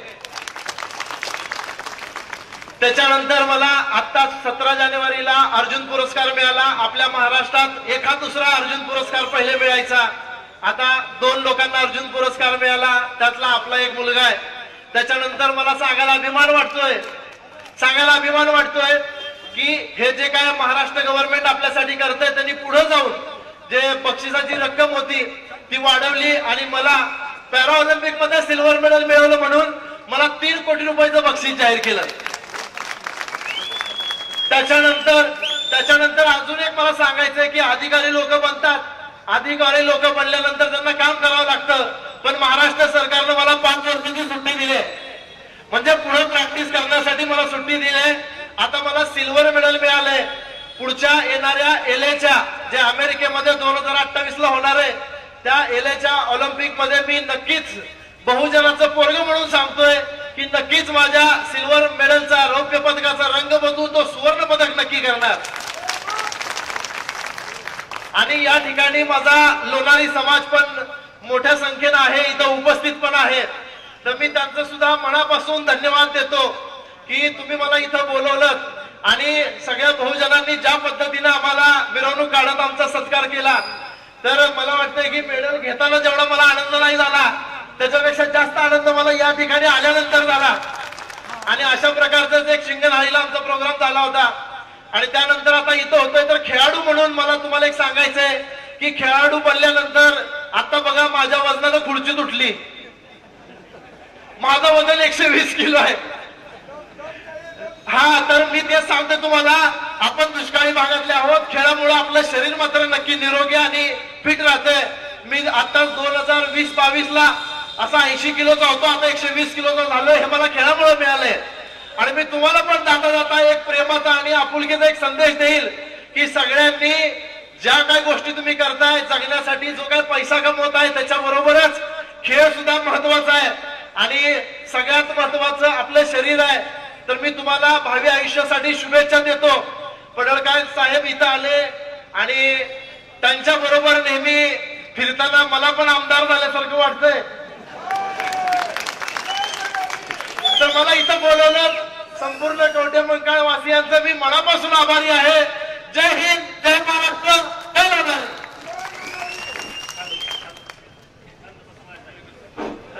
हॅलो, या ठिकाणी महाराष्ट्र फाउंडेशन पुणे यांच्या वतीने महाराष्ट्र योद्धा पुरस्कार प्राप्त राजाराम पाटील सर गोपीचंद पडळकर साहेबांना मी विनंती करतो त्यांचा सत्कार करावा. त्यांना महाराष्ट्र योद्धा पुरस्कार आणि समाज योद्धा पुरस्कार प्राप्त झालेला आहे तरी त्यांचा सत्कार करावा अशी त्यांना विनंती आहे.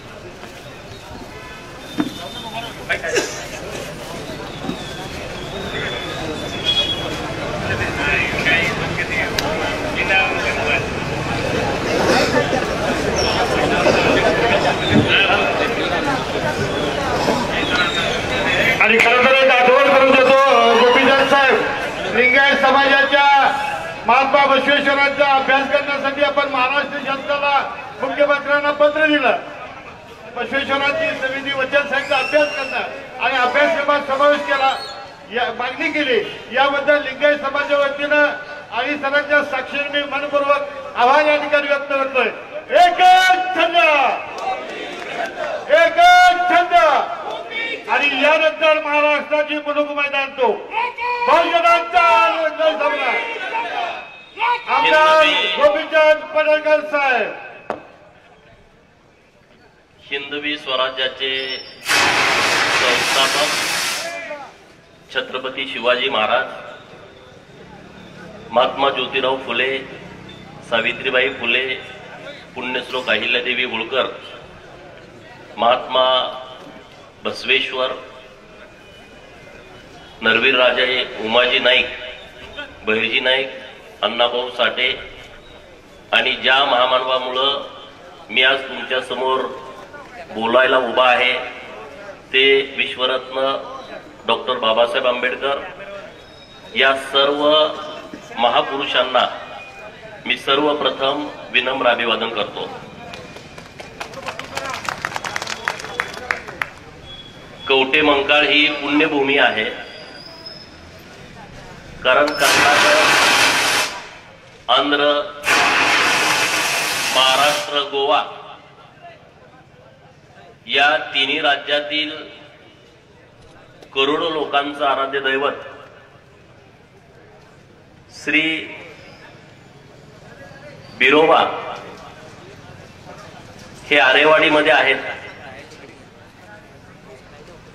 महाकाल आणि महाकाली, बिरोबा हे महाकालाचं रूप आहे आणि महिषासूर मर्दिनी महाकाली ही आपल्या कवठेमंकाळची सर्वांची आराध्य देवी आहे. गिरलिंगेश्वर आणि दंडोबा यांच्या पवन स्पर्शानं पावन झालेली ही कवठेमंकाळची भूमी असल्यामुळं ही आपल्या सर्वांच्यासाठी पुण्यभूमी आहे.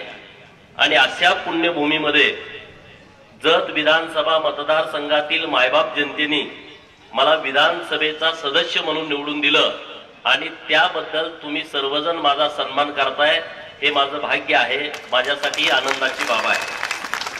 अशा या देखण्या कार्यक्रमामध्ये एक बहुजनाचा मुलगा जो आपल्या समोर अर्जुन पुरस्कार प्राप्त सचिन खिलारी जे आटपाडीचे करगणीचे आहेत त्यांचाही सन्मान या कार्यक्रमामध्ये तुम्ही सर्वांनी ठेवलेला आहे. ते स्वतः उपस्थित आहेत.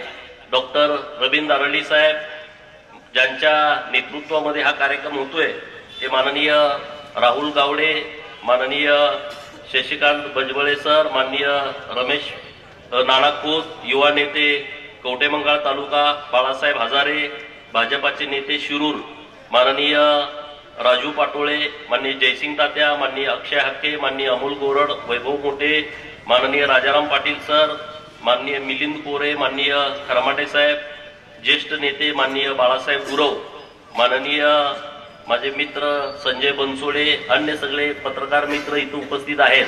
आणखी मान्यवर आहेत, तानाजीराव वेंगर आहेत, श्रीकांत हजारे आहेत, बाकी सगळे डॉक्टर टीम सगळी इथं उपस्थित आहेत. आणि तुम्ही सगळेजण असंख्य लोक या कार्यक्रमासाठी उपस्थित आहात. त्याबद्दल तुम्हा सर्वांचं मी मनापासून आभार व्यक्त करतो. खरं तर कवठेमहांकाळला कार्यक्रम आज उद्या करत जरा उशीर झाला. त्यांचा सारखा दबाव होता माझ्यावरती की तुम्ही वेळ द्या. मग एकदा दोनदा हा कार्यक्रम पुढे गेला, पण आज 7 तारखेला हा कार्यक्रम घ्यायचं निश्चित झालं. मला काय अपेक्षित नव्हतं की इतक्या मोठ्या संख्येनं तुम्ही उपस्थित राहाल. कारण आता राहुलनं जे भाषण केलं ते भाषण जरा वेगळ्या पद्धतीचं होतं. कवठेमहांकाळसाठी जरा ते मला वाटतंय नवीन पेरणी आहे. संजय राऊतनी लिडरशिप केली पाहिजे ह्याची. त्यांनी जी मांडणी केलेली आहे ती मांडणी खरं तर वेगळ्या धाटणीची मांडणी होती आणि आपल्या सर्वांच्यासाठी ती महत्वाची होती. आता त्यातून तुम्ही किती बोध घेताय मला माहित नाही, पण जर बोध तुम्ही घेतला तर निश्चितपणे कवठेमहांकाळमध्ये क्रांती होऊ शकते. इतकी क्रांती करण्याची क्षमता इथल्या लोकांच्या मध्ये आहे, इथल्या भूमीमध्ये आहे. आणि त्यामुळं तुम्ही क्रांती कराल अशी मला अपेक्षा आहे. आज कवठेमहांकाळमध्ये माझा सन्मान होतोय. बऱ्याच जणांच्या नजरा या कार्यक्रमाकडे नक्कीच लागल्या असतील. कारण कसं काय, ह्याचा काय मतदारसंघ नाही, इथं कसं काय कार्यक्रम पोरं घ्यायला लागलेत, अशा लोकांच्या राजकारण म्हटलं तर त्या सगळ्या बाबी होतात. परंतु सांगली जिल्हा आहे, सांगली जिल्ह्यातला कवठेमहांकाळ एक महत्वाचा तालुका आहे आणि या तालुक्यावरती सातत्यानं अन्याय झालाय. म्हणजे जिल्ह्यातले जे अनेक तालुके आहेत त्यात कवठेमहांकाळ पण आहे. काही वेळ संधी कवठेमहांकाळ तालुक्याला मिळाली होती, पण त्यातून जे परिवर्तन होणं अपेक्षित होतं ते परिवर्तन आपल्याला होताना दिसत नाही. ही आजची परिस्थिती आहे. आपण काय नुसतं टीकात्मक बोलतोय अशातला भाग नाही. परंतु कवठेमहांकाळ, जत, खानापूर, आटपाडी हे सांगली जिल्ह्यातले जे 4 तालुके आहेत, या तालुक्यांच्या वरती सातत्यानं अन्याय झाला आणि त्यामध्ये काही बदल व्हायचा असेल तर लोकांच्या मधून उठाव होण्याची आवश्यकता आहे आणि तो उठाव तुम्ही आम्ही करण्याची गरज आहे असं मला वाटतंय. आता कवठेमहांकाळमध्ये बरेच विषय आहेत. आता त्यांनी विषय मांडला की बाबानो जो उपजिल्हा रुग्णालय आहे ते 100 बेडचं झालं पाहिजे. आणि खरी गोष्ट आहे की गरीब लोक जास्तीत जास्त हे सरकारी दवाखान्यामध्ये जातात आणि तिथं चांगल्या सुविधा असणं हे गरजेचं आहे. आणि त्यामुळे आमचं जतला पण उपजिल्हा रुग्णालय तयार आहे, परंतु तिथं स्टाफ नसल्यामुळे अजून ते चालूच झालं नाही. आणि डॉक्टर साहेब आर्ली साहेब कुठे आहेत, काल त्याला पर्याय आम्ही काढलाय. जिल्ह्याचे कलेक्टर साहेब माननीय राजा दयानिधी साहेब यांनी आणि आम्ही असा एक पर्याय काढलाय की ते काही संस्था हे हॉस्पिटल सरकारी चालवायला घेतात आणि त्यांना जिल्हा नियोजन मधून आपण फंड द्यायचा असतो. तर आपल्या जिल्हा नियोजनची तयारी अशी झाली की होय, आम्ही जर एखाद्या चांगल्या संस्थेनं हा दवाखाना चालवायला घेतला तर त्याचा सगळा खर्च आमची जिल्हा नियोजन देईल. आणि मी परवा आरोग्यमंत्री महोदयांना भेटलो आणि त्यांना मी असा प्रस्ताव मांडला. ते म्हणले अरे हा प्रस्ताव नवीन आहे आमच्यासाठी. तर म्हटलं हे करता येतंय, तुम्ही तसा विचार करावा. कलेक्टर साहेबांचं आणि आरोग्यमंत्री महोदयांचं मी बोलणं करून दिलं आणि मग त्यांना तो प्रस्ताव मान्य झाला, पटला. त्यांनी सांगितलं की तुम्ही प्रस्ताव पाठवून द्या, आम्ही याला मान्यता देतो. जर पुढच्या 8-15 दिवसात ती मान्यता मिळाली तर आपला दवाखाना जतचा म्हणजे आता तो चालू होईल. आणि मी आता सोमवारी जाऊन परत माननीय मुख्यमंत्री महोदयांना भेटतो की कवठेमहांकाळसाठी आमच्या लोकांची मागणी आहे की तो 100 बेडचा दवाखाना झाला पाहिजे आणि त्याला लागणारा सगळा स्टाफ तात्काळ दिला पाहिजे. मी इथला आमदार नाही, डिस्टर्ब करणं माझं काम नाही, परंतु लोकांची जर भावना असेल की गोपीचंद हा विषय मांडला पाहिजे तर माझं कर्तव्य आहे, ते माझं काम आहे. आणि मी तुम्हाला सोमवार मंगळवार पर्यंत माननीय मुख्यमंत्री महोदयांना भेटून तसं पत्र देईन, माननीय आरोग्यमंत्री महोदयांना भेटेन आणि तशा पद्धतीची कारवाई करण्याची मी विनंती त्यांना करेन. त्याबद्दल तुम्ही चिंता करू नका.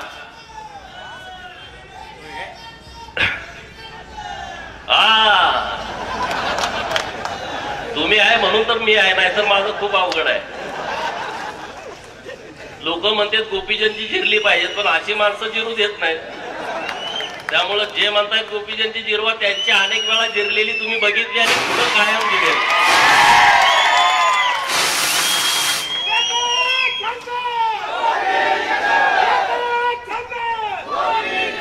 उपजिल्हा रुग्णालय सोडून पुढे गेल्यानंतर रांजणी लागते. पुण्यश्लोक अहिल्यादेवी होळकर शेळी मेंढी फार्म तिथं आहे. इतकी मोठी जमीन आहे पण तिथं काहीच नाही. म्हणजे शेड आहे आणि ते जनावर सुद्धा वाटपाला ते बाहेर न आणतात, व्यापाऱ्याला दिलेलं असते. ते जाऊन खटकाकडनं जनावर घेतो आणि आमच्या लोकांच्या गाड्यात घालतो. मी मंत्री महोदयांना म्हटलं मागच्या, हे बंद झालं पाहिजे. जे महामेश यशवंतराव होळकर महामेश योजनेमधून ज्या लोकांना मेंढ्या वाटप केल्या जातात त्याचे पैसे तुम्ही खात्यावरती द्या. हे नुसतं इथं काही नाही आहे. कसं बंद पडलं, का बंद पडलं, ही कुणाला जमीन पाहिजे का? कारण पुण्यातली गोखलेनगर जे पुण्यश्लोक अहिल्यादेवी होळकर शेळी मेंढी महामंडळाचं कार्यालय आहे तिथली जमीन एका मागच्या काँग्रेसच्या मुख्यमंत्र्यानं विकली. तो वेगळा विषय आहे. ही कुणाला विकायची आहे का? हे कशासाठी बंद पडलंय? तर हे बंद पडू दिलं जाणार नाही. माननीय पंकजाताई आता या खात्याच्या मंत्री आहेत आणि राज्याचे मुख्यमंत्री देवाभाऊ आहेत. तर यांच्याकडे आम्ही प्रस्ताव मांडला. मागच्या सरकारमध्ये आम्ही 66 कोटी रुपये हे जे राज्यातले मेंढी फार्म आहेत त्यांच्यासाठी दिलेले आहेत. आणि मी सरकारकडे काही मागण्या केलेल्या आहेत की जे ब्रीड, आता राहुल बोलला की नवीन ब्रीड आला पाहिजे, याच्यासाठी कुणी काम केलं नाही. आमचे जे मेंढपाळ आहेत ते रात्रंदिवस जुन्या मेंढ्या घेऊन फिरतात. आता माडगाळ नावाची जी जात मेंढ्यांची आलेली आहे त्याच्यामुळे जरा मोठ्या प्रमाणात फायदा होताना दिसतोय. अन्यथा आमचे जे जुने मेंढपाळ आहेत ते त्यांच्या जुन्या मेंढ्यांचं ब्रीड घेऊन 5,000, 7,000, 10,000 पर्यंत मेंढ्या कुकरी विकली जातात. त्यानं लोकांना फायदा होत नाही. आणि म्हणून मी स्वतः या सगळ्या विषयामध्ये लक्ष घातलेलं आहे. आणि आता चांगले ब्रीड बकरे असतील किंवा बोकड असतील हे लोकांना कसे पुरवता येतील अशा पद्धतीचा सरकारच्या माध्यमातून आपला प्रयत्न सुरू आहे. मेंढपाळ जे रानामध्ये आपण म्हणतो कोकणात जातात आणि कोकणातील लोक पाऊस पडल्यानंतर आपल्या इकडे येतात. तर त्यांच्याकडे घोडी आहे आणि ते घोड्यावरती सगळं साहित्य ते लादतात आणि रोज 35 किलोमीटर एक मेंढपाळ चालतो. किती? एक मेंढपाळ सकाळी मेंढ्या सोडल्यानंतर संध्याकाळी मेंढ्या वाड्यात घालेपर्यंत तो 35 किलोमीटर चालतो. आणि त्या घोड्यावरती सगळं साहित्य, त्याचं सगळं खाटला असते, त्याच्यावरती सगळं पाल उभा करायचं, सगळी ताडपत्री असते, कोकरी असतात, कुत्री असतात, कोंबडी असतात, त्यांचं धान्य असतं, आतरून पांघरून सगळं असतं. तर मी सरकारनं विनंती अशी केली की आता हे किती दिवस चालणार? तुम्ही आम्हाला 50 HP चा ट्रॅक्टर हा तुम्ही आम्हाला द्या, त्याचं 75% सबसिडी सरकारनं द्यावी, 15% बँकेचं कर्ज असेल आणि 10% आमचा लाभार्थी भरेल. तर तत्वतः सरकारनं या योजनेला मान्यता दिलेली आहे की 50 HP चा ट्रॅक्टर पहिल्यांदा काही लोकांना द्यायचा आणि त्याचा रिझल्ट कसा येतोय त्या पद्धतीनं पुढे ते वाढवत राहायचं. आणि हा ट्रॅक्टर दिल्याच्या नंतर त्याच्यावरती सोलर पॅनेल पण लावायचं की जेणेकरून वाड्यावरती संध्याकाळी त्याला पूर्णपणे सोलरच्या माध्यमातून लाईट पण मिळेल. अशा पद्धतीची एक योजना आपण सरकारच्या माध्यमातून करतोय. असे नवीन नवीन प्रयोग विधान परिषदेचा सदस्य तुमच्यामुळे झाल्याच्या नंतर असे अनेक विषय आपल्याला सरकारच्या माध्यमातून करता आलेले आहेत. भटका विमुक्त समाज मोठ्या प्रमाणात या राज्यामध्ये जवळपास 51 जमाती भटक्या विमुक्तामध्ये आहेत आणि 346 टोटल जमाती आहेत त्या ओबीसी मध्ये आहेत. तर त्यांचे अनेक विषय आहेत, अनेक प्रश्न आहेत. मी आता आल्यानंतर माळी नावाचा मुलगा मला भेटला आणि तो काय म्हणतोय की कवठे मंकाळमध्ये 1000 पाला अशी आहेत, आकडा मागे पुढे असू शकतो. त्यांना मला सांगितलं की त्या लोकांना स्वतःचं घरच नाही, जे लोक पालामध्ये राहतात. आता त्यांना मला निवेदन आता दिलेलं आहे. मग अशी पालं राज्यामध्ये किती आहेत की ज्यांना स्वतःचं घर नाही, ज्यांचं रेशन कार्डामध्ये नाव नाही, ज्यांचं मतदान कार्ड यादीमध्ये नाव नाही, मतदान ओळखपत्र त्याच्याकडे नाही, आधार कार्ड नाही. अशी असंख्य लोक जी छोट्या छोट्या समाजाची आहेत आणि ते अखंड महाराष्ट्रभर राहत आहेत, त्यांच्यासाठी काम करण्याची आवश्यकता आहे. आणि मी त्या सगळ्या महाराष्ट्रातल्या लोकांना कवठे मंकाळमधून आश्वस्त करतो की होय, मी तुमची बाजू सरकारकडे लावून धरतोय आणि सरकारच्या माध्यमातून तुमच्यासाठी वेगळं बजेट सरकारनं द्यावं अशी मी मागणी माननीय मुख्यमंत्री देवाभाऊंच्याकडे केलेली आहे. आणि देवाभाऊ मुख्यमंत्री असल्यामुळे हे प्रश्न सुटू शकतात. प्रस्थापित महाराष्ट्रातला पुढारी महाराष्ट्राचा मुख्यमंत्री झाल्याच्या नंतर या महाराष्ट्रातल्या गोरगरिबांचे प्रश्न सुटू शकत नाहीत. कारण तो मुख्यमंत्री झाला असतो पै पाहुण्यांना स्थिर स्थावर करण्यासाठी. कुठल्या पाहुण्याला कारखाना द्यायचा, कुठला कारखाना बंद पाडायचा, कारण तुम्हाला माहित आहे यांना कुठलं काम जमत नाही. आता समजा उदाहरणार्थ जयंतराव पाटील जयंतराव पाटील कुठलं स्वतः काम करू शकतात का? नाही करू शकतात, कारण ते कायम सत्तेमध्ये होतं आणि सत्तेत असल्यानंतर काम करायची गरज राहत नाही. आता दुर्दैवानं त्यांच्या 14 ते 19 देवाभाऊ मुख्यमंत्री होते, मध्ये जरा गद्दारी करून 19 ते 22.5 का कितीपर्यंत होते, 22.5 पर्यंत का 21.5 पर्यंत, ते आकडा मला माहित आहे, 22.5 पर्यंत ते घुसले 2.5 वर्ष. परत ते आता बेरोजगार झालेले आहेत. जयंतराव सारखे असे महाराष्ट्रात, हे जयंतराव एक नाव आहे, अशी अनेक नावं आहेत की ती आता बेरोजगार आहेत. ते लगेच इकडे घुसायला लागले, तो भाग वेगळा, त्यांना ते जुळत नाही बेरोजगार राहणं. आपण राहू शकतो पण त्यांना ते जमत नाही. आता जयंतरावचा उद्योग काय? सहकारी संस्था बंद पाडणे, सहकारी संस्था बंद पाडणे, कारखाने असतील, सूतगिरण्या असतील, बंद पाडायच्या आणि नंतर त्या विकत घ्यायच्या, घशात घालून घ्यायच्या. आता जयंतरावचा एक कलमी कार्यक्रम सुरू आहे आणि त्याचाच भाग महाकाली साखर कारखाना आहे. हे एक झालं उदाहरण. त्याचा दुसरा भाग आहे मानगंगा सहकारी साखर कारखाना, सोनार सिद्धनगर आटपाडी. जतचा कारखाना टाकला, ते राजाराम पाटलांचं 3रं का 4थं युनिट आहे. पैलवान संभाजी पवार अप्पा यांचा कारखाना घशात घातला. आता बघा, आपण पाप पुण्य मानणारी लोक आहोत आणि त्यामुळं जयंतरावला सगळ्यात पाप कुणाचं लागेल तर पैलवान संभाजी अप्पा पवार यांचा कारखाना जो ढापला याचं पाप जयंतरावला सगळ्यात जास्त लागेल. कारण संभाजी पवार अप्पा मला विधानसभेचे आमदार असताना मुंबईमध्ये मंत्रालयामध्ये 1 तास ही स्टोरी सांगत होती. मी तर एकदम छोटा कार्यकर्ता होतो, पण त्यांनी मला 1 तास हा विषय सांगितला आणि त्यामध्ये त्यांचं एक वाक्य होतं की राजाराम पाटलाचा फोटो माझ्या देवाऱ्यात आहे. जयंतराव एक तर पुण्यतिथीला नसेल तर जयंतीला राजाराम पाटलाच्या पुतळ्याला हार घालत असेल, मी रोज आरती करतो, मी रोज अगरबत्ती लावतो आणि त्या फोटोचं पूजन करतो, त्याचं बक्षीस मला जयंतरावने असं दिलेलं आहे. हे कुणाचं वाक्य आहे? पैलवान संभाजी पवार अप्पांचं वाक्य आहे की त्याने माझा कारखाना ढापला. आता त्यांना महाकाली कारखाना ढापायचा आहे. बघा प्लॅनिंग, 5 वर्ष कारखाना बंद आहे. मागं पुढे आकडा असू शकतो, मी काय एवढा कारखान्याचा अभ्यास केला नाही. 280 एकर जमीन आहे, दर 35 लाख रुपये पुढच्या प्लॉटचा आहे, मागं 15-20 लाख तर असेल. कारखान्याला जमीन जास्तीत जास्त 50 एकर म्हणजे हायेस्ट 50 एकर म्हणजे सगळं त्यांचं त्यामध्ये बसतंय. 50 एकर राहिली 230 एकर. आता कर्ज किती असेल? 140 कोटी. ओटीस तुम्ही किती बंद केलं या जिल्ह्यामध्ये? अनेक पुढाऱ्यांची ओटीस कर्ज केली. 100 कोटीचं 20, 30, 40, 50 कोटी भरून घ्यायचं, बाकीचं माफ. आज तुम्ही विचार करा, जर सरासरी 20 लाख रुपये गुंठ्यानं जमीन धरली, 40 गुंठ्यामधले 30 गुंठे जमीन विकायला मिळते, तर तुम्ही हिशोब लावून बसा घरी कॅल्क्युलेटर वरती घेऊन. 280 पैकी 50 एकर जमीन कारखान्याला ठेवली आणि राहिलेली 230 एकर गुणुले 30, तेवढे गुंठे म्हणजे 20 त्रिक 60, 6,000 आणि 6 त्रिक 18, किती गुंठे झाले बघा, हिशोब करा, कॅल्क्युलेटर मध्ये बसणार नाही. हे आपल्या जिल्ह्याचे नेते. कारखाना कुणाचा? सभासदांचा. 18,000 सभासद तुमचे, त्यातले 1800 कर्नाटकामधले. मंगळसूत्र कुणी घाण ठेवली, कुणी 7-12 उतारेवरती कर्ज काढलं, सोसायटीचं कर्ज काढलं आणि त्यांनी हा कारखाना उभा केलाय. अरे तुम्ही जिल्ह्याचे नेते आहात, तुमचं विजन काय पाहिजे की बाबा हा कारखाना सभासदांचा कसा राहिला पाहिजे. ते विजन तुमचं आहे का? ते विजन तुमचं नाही आहे. तुमचं विजन आहे फक्त सभासदांचे कारखाने ही आपली स्वतःची प्रायव्हेट लिमिटेड कंपनी करणं.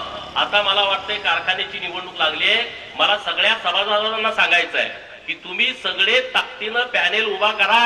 नेत्याची आवश्यकता नाही तुम्हाला, तुमच्यामध्ये इतकी शक्ती आहे. मी प्रचाराला येतो तुमच्या, तुम्ही कारखाना उभा करा, सगळी कापडं त्या जयंत पाटलाची काढू, पण कारखाना लोकांच्या ताब्यामध्ये ठेवू. अरे बँकेमध्ये तुम्ही इतका भ्रष्टाचार करताय. आजच मला वाटतं काल बातमी वाचली, पेपरला आलंय, जिल्हा बँकेचा दणका. जिल्हा बँकेचा दणका काय? 5 सूतगिरण्यांचा लिलाव काढला. अरे लिलाव काय? ही त्याच लोकांना परत त्या सूतगिरण्या द्यायच्या आहेत. 100 कोटी कर्ज असलं का त्या 20 कोटीला द्यायचे आहेत. हा दणका असतो का? अशा पद्धतीचं चालतं का? आम्हाला 1 लाख रुपयाचं कर्ज मागायला गेला तर तिथं सोसायटीचा सचिव देत नाही. ते म्हणते रानात जातोय, ऊस आहे का, कापूस आहे का, तुमचं डाळिंबाची बाग आहे का, द्राक्षाची बाग आहे का, मग तुम्हाला आम्हाला कर्ज मिळतंय.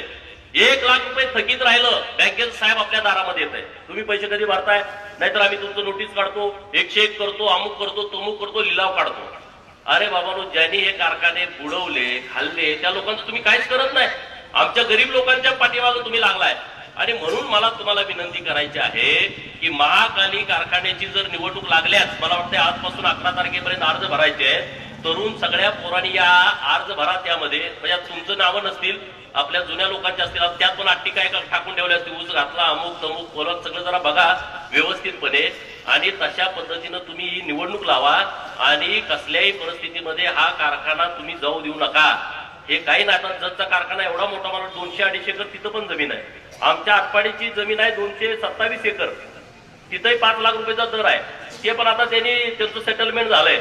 जयंतराव सगळ्याचा मोरके आहे, बाकी काय नाही. सगळ्या पार्टीच्या ह्यांना कारखाना हेच विकतोय. आता कशा पार्टी चालले, तर कोण कोण लोक आहेत, की कसे आहेत तुम्ही बघा. आता आम्ही तर आटपाडी मानगंगा बचाव मोहीम आम्ही हातामध्ये घेतोय. तिथल्या लोकांचा मला आग्रह आहे की तुम्ही लिडरशिप केली पाहिजे. मी उद्याच या संदर्भात सचिनदादा बैठक ठेवली आटपाडीमध्ये, की ज्या सभासदांना वाटते कारखाना पाहिजे तर कारखाना आम्ही जाऊ देणार नाही. मग काय करावं लागेल ते आम्ही करू. तसं तुम्ही सुद्धा, अरे महाकाली साखर कारखाना हे तालुक्याचं अर्थवाहिनी आहे. इथल्या सगळ्या लोकांना आता 7-10 हजार रुपये बाहेरच्या कारखान्यांना ऊस तोडीसाठी स्वतः खर्च करावा लागतोय. तर आता कारखाना पाणी नव्हतं तेव्हा कारखाना सभासदांचा होता. आता पाणी आलं आणि सभासदाचा कारखाना राहत नाही, तो प्रायव्हेट लोकांचा होतोय. जतला पाणी गेलं, तिथला कारखाना प्रायव्हेट लोकांचा होतोय. आटपाडीला पाणी आलंय सगळ्या ठिकाणी, तिथला आता कारखाना प्रायव्हेट करायचंय. म्हणजे हे कुठलं धोरण आहे, हे कुठलं जयंतरावचं समाजकारण आहे, हे कुठल्या तालुक्याचं आणि जिल्ह्याचं आणि लोकांचं हित हे लोक जोपासतायत. हे सगळं बेगडी आणि नाटकी सगळा विषय होता. यांना बोलणारं कुणी नाही. तुम्ही या विषयावरती बोला. मी काय, माझा काय वैयक्तिक शत्रू नाही जयंत पाटील, माझा त्याचा बांधाला बांध नाही. परंतु तुम्ही जी भूमिका जिल्ह्याच्या बाबतीमध्ये घेताय, का नाही कवठेमंकाळला एखादा मोठा कारखाना आला, का कवठेमंकाळ मधल्या तरुणांच्या हाताला काम इथल्या इथं मिळत नाही, आटपाडीमध्ये का नाही एखादी एमआयडीसी आली. तुम्ही एवढे वर्ष सत्तेमध्ये आहे, एवढे वर्ष तुमच्याकडं मंत्रालयामधलं महत्वाची पद तुमच्याकडे होती, जतला का नाही मिळाला. आता मी आमदार होण्यापूर्वी मी प्रयत्न केला तर 1,500 एकरामध्ये एमआयडीसीला मंजुरी सरकारनं दिलेली आहे. आता मी साधा माणूस आहे, छोटा माणूस आहे. मी काय तेव्हा विधानसभेचा आमदार नव्हतो, मी विधान परिषदेचा आमदार होतो आणि माझा तालुका पण जत नव्हता. मी तिथं उभा राहणार याची शाश्वती पण नव्हती. पण मला तिथल्या लोकांच्यासाठी काहीतरी करावं वाटलं म्हणून एका साध्या आमदारानं विधान परिषदेचा प्रयत्न केला. तर 1,500 एकरामधली एमआयडीसी येऊ शकते, तर कवठेमंकाळला का नाही? आणि हा तुम्ही प्रश्न स्वतःला विचारा. सरकारमध्ये राहिलेली माणसं आहेत 15-15 वर्ष, जिल्ह्यामध्ये मोठं नेतृत्व, यांनी ठरवलं तर काही झालं असतं. पण यांना काही करायचं नाही. तुम्हाला गुलाम म्हणून तुम्ही राहायला पाहिजे. ते आल्याच्या नंतर तुम्ही त्यांच्या मागे पुढे पळायला पाहिजे, त्यांचे बॅनर लावले पाहिजेत, फटाकड्या उडवल्या पाहिजेत, त्यांच्या बरोबरचा एक फोटो काढून तुम्ही घरात भिंतीवर नेऊन लावला पाहिजे. माझी आणि जयंतरावची ओळख आहे, ह्याच्या पलीकडं काही नाही. आणि ह्यातून तुम्ही बाहेर पडा, त्याचा काही उपयोग नाही आहे. बहुजन समाजाला तर माझी विनंती आहे, राजकारणाशिवाय तुम्हाला सन्मान मिळू शकणार नाही, अजिबात मिळणार नाही. आज मी एकटा आमदार आहे. जिल्ह्यातल्या कुठल्याही बहुजनानं माझ्याकडे यायचं, गरीब मराठ्यापासून सगळ्या लोकांनी. तुमचं काम करून देण्याची जबाबदारी माझी, कुठल्याही मतदारसंघातला असा. मला शिराळ्या वाळल्यापासून लोक माझ्याकडे येतात, आमचं असं असं काम आहे तुम्ही करून द्या. परंतु हे एका दोघांचं काम नाही मित्रांनो. एक गोपीचंद आमदार झाला म्हणून प्रश्न निकाली निघत नाही. असे असंख्य गोपीचंद महाराष्ट्रामध्ये तयार व्हावे लागतील. असंख्य लोकांना लढावं लागेल. तुम्हाला संघर्ष करायची तुमची तयारी असली पाहिजे. पोलीस स्टेशन, तुमच्यावर केसेस पडणार, जेलमध्ये तर जावं लागणार. गेलं पाहिजे तुम्ही. ज्याला लढायचं आहे ना, ज्याला काम करायचं आहे, ज्याला बदल करायचा आहे, त्यानं या सगळ्या गोष्टींना सामोरं गेलंच पाहिजे असं माझं मत आहे. आणि तुम्ही त्या बाबतीमध्ये सामाजिक जीवनामध्ये काम करताना तुम्ही सगळ्या विषयामध्ये अशा बाबतीमध्ये पुढे येण्याची आवश्यकता आहे. अरे आपल्या पाठीमाग बिरोबाचा आशीर्वाद आहे, तुम्ही लक्षात घ्या. बिरोबाचा आशीर्वाद आणि डॉक्टर बाबासाहेब आंबेडकरांच्या संविधानाची शक्ती जर तुम्ही आम्ही एकत्रित केली ना, तुम्हाला कोणीच अडवू शकत नाही. इतकी ताकद या दोन्ही विषयामध्ये आहे आणि ते विषय घेऊन आपण पुढे जाण्याची आवश्यकता आहे. तुम्ही जर ते विषय घेऊन पुढे नाही गेला तर काही होणार नाही. त्यामुळे तुम्ही विचार करा या सगळ्या बाबतीमध्ये. कवठेमंकाळ तालुक्यामध्ये आता बऱ्याच ठिकाणी पाणी आलेलं आहे. एखादं दुसऱ्या गावात पाणी नसेल, मला वाटतंय वरच्या टेंबूचं टप्पा क्रमांक 6चं पाणी जे यायचं आहे तेवढीच गावं राहिली, बाकीची सगळी पाणी आता सगळ्या गावात आलेलं आहे. आता मला तुम्ही सांगा किती निवडणुका झाल्या, 5-5 वर्षामध्ये 5-5 मीटर सुद्धा काम झालं नाही, परंतु निवडणुका त्याच्यावरती झाल्या. एकटा देवाभाऊ 14ला मुख्यमंत्री झाल्याच्या नंतर संजयराव तुम्हाला मान्य करावं लागेल, नागपूरमध्ये राहणारा माणूस त्यांचं इकडे देणं घेणं नाही. इस्लामपूर वाल्याला जतची काळजी वाटली नाही, सांगलीवाल्यांना जतची काळजी वाटली नाही, तासगाववाल्यांना आटपाडीची काळजी वाटली नाही, परंतु इथून 800 किलोमीटर नागपूरला राहणाऱ्या देवाभाऊंना काळजी वाटली की सांगली जिल्ह्यातल्या प्रत्येक दुष्काळी गावामध्ये पाणी गेलं पाहिजे आणि त्यासाठी हजारो कोटी रुपये त्यांनी उपलब्ध करून दिले. आता तुम्ही विचार करा, देवाभाऊ नुसत्या सांगलीचा विषय नाही, अख्ख्या महाराष्ट्रातला दुष्काळ मिटवण्याची क्षमता त्या नेतृत्वामध्ये. मी काय उगाच त्यांचं कौतुक करत नाही, त्यांच्याकडे ती हिंमत आहे, त्यांच्याकडे ती ताकद आहे. एकट्याच जतला 2000 कोटी रुपये दिले. आणि जयंतराव जलसंपदा खात्याचे मंत्री होते, त्यांनी किती दिले तर तुम्ही सगळे पत्रकार हिशोब काढा, त्या लोकांना द्या ना समोरासमोर. 2.5 वर्ष जयंतराव जलसंपदा खात्याचे मंत्री होते, त्यांच्याकडे सगळ्या दुष्काळी योजना करण्याचे अधिकार होते. आणि देवाभाऊ आता 2.5 वर्ष जलसंपदा खात्याचे मंत्री होते, त्यांनी किती महाराष्ट्रातल्या योजनांना पैसे दिले आणि जयंतरावनी किती दिले? जयंतराव 2.5 वर्ष महाराष्ट्राचे जलसंपदा खात्याचे मंत्री असताना 5 योजनाला पैसे दिले. किती? 5 योजनाला. आणि देवाभाऊ राज्याचे जलसंपदा मंत्री झाल्यानंतर 125 योजनाला पैसे दिले. किती किती फरक आहे? किती? मग आता कुणाला नेता मानायचं? आता तुम्ही तर मानत नाही, पण जे त्यांना कार्यकर्ते जे आहेत ते नेता मानतील, त्यांनी तर आज पहिला बेताडावरचा जयंतरावचा फोटो काढून गुपचूप तर नदीत नेऊन टाकला पाहिजे. गुपचूप जरा तुम्हाला इज्जत जाईल पै पाहुण्यात, लय रुबाबादी केलेला असतोय, पण काय उपयोग नाही रे. त्यांचं गाव आहे कासेगाव, हे तुम्हाला माहित आहे ना सगळ्यांना. कासेगाव मधलं पोलीस स्टेशन भाड्याच्या इमारतीमध्ये आहे. मी तुमच्या बरोबर बोलत असताना कवठेमंकाळचं तरी आपल्या सरकारच्या स्वतःच्या हद्दीत आहे, पण जयंतरावच्या गावचं पोलीस स्टेशन हे आता भाड्याच्या इमारतीमध्ये आहे. संजयराव ह्याच्यावरती अग्रलेख लिहा उद्या. इस्लामपूरच्या पोलिसांना अजून स्वतःला राहायचं हक्काचं निवासस्थान नाही आहे. ह्या लोकांनी आपल्या जिल्ह्याचं 20-20 वर्ष राजकारण केलं, हे सगळ्यात मोठं दुर्दैव आहे. ह्याचं मला सगळ्यात वाईट वाटतंय की ज्यांच्याकडे विजन नाही, जे काम करू शकत नाहीत. आता आम्ही जतसाठी आटपाडीसाठी कार्डियाक अँब्युलन्स मागं मी लावून धरला होता विषय. डॉक्टर साहेब, कार्डियाक अँब्युलन्स तुम्ही बघितलं एकाला 50,000 रुपये भाडं घेतात. इथून पुण्याला जायचं म्हटलं तर सर्वसामान्य लोकांची ती कपॅसिटी नाही आहे. आता आटपाडीची अँब्युलन्स आली आहे आणि पुढच्या महिन्यात जतची येईल गरिबांसाठी.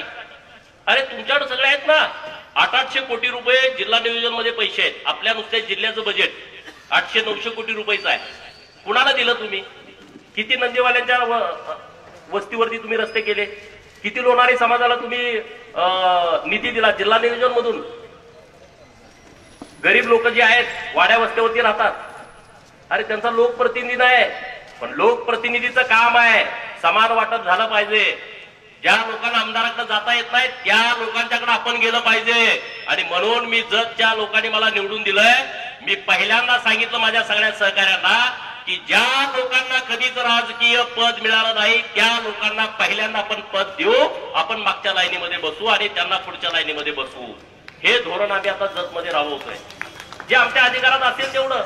आमच्याकडे काही मोठे अधिकार नाहीत, पण जे अधिकार आमच्याकडे आहेत आमदार म्हणून ते आम्ही डॉक्टर साहेब आम्ही ठरवून सगळ्या लोकांना न्याय देतोय. तशी भूमिका आम्ही घेतली आहे. या जिल्ह्यामध्ये वसंत दादा पाटील आणि राजाराम पाटील 2 गट, आता पण येतं पेपरला छापून 2 गट. अरे कशासाठी गट? कसले गट? मी जबाबदारीनं बोलतोय. वसंत दादांच्या पासून जयंतराव पाटलांच्या पर्यंत जेवढे नेते या जिल्ह्यामध्ये झाले त्यांच्या 100 पट काम हे एकट्या नागनाथ अण्णा नायकोडींनी केलंय. हे मान्य करायला पाहिजे सगळ्यांनी. नागनाथ अण्णा नायकोडींनी ते आपल्याला मतं मागायला आले नाहीत, ते निवडणुकीला उभे राहिले नाहीत, पण त्यांच्यामुळं कृष्णेचं पाणी हे जतला मिळू शकतं, कृष्णेचं पाणी हे कवटेमंकाळला मिळू शकतं, हे आटपाडीला, हे खानापूरला, हे सांगोल्याला, हे मंगळवेड्याला, हे तिकडं फलटणला, मानला, खटावला, अलीकडच्या दुष्काळी भागाला हे कृष्णेचं पाणी मिळू शकतं.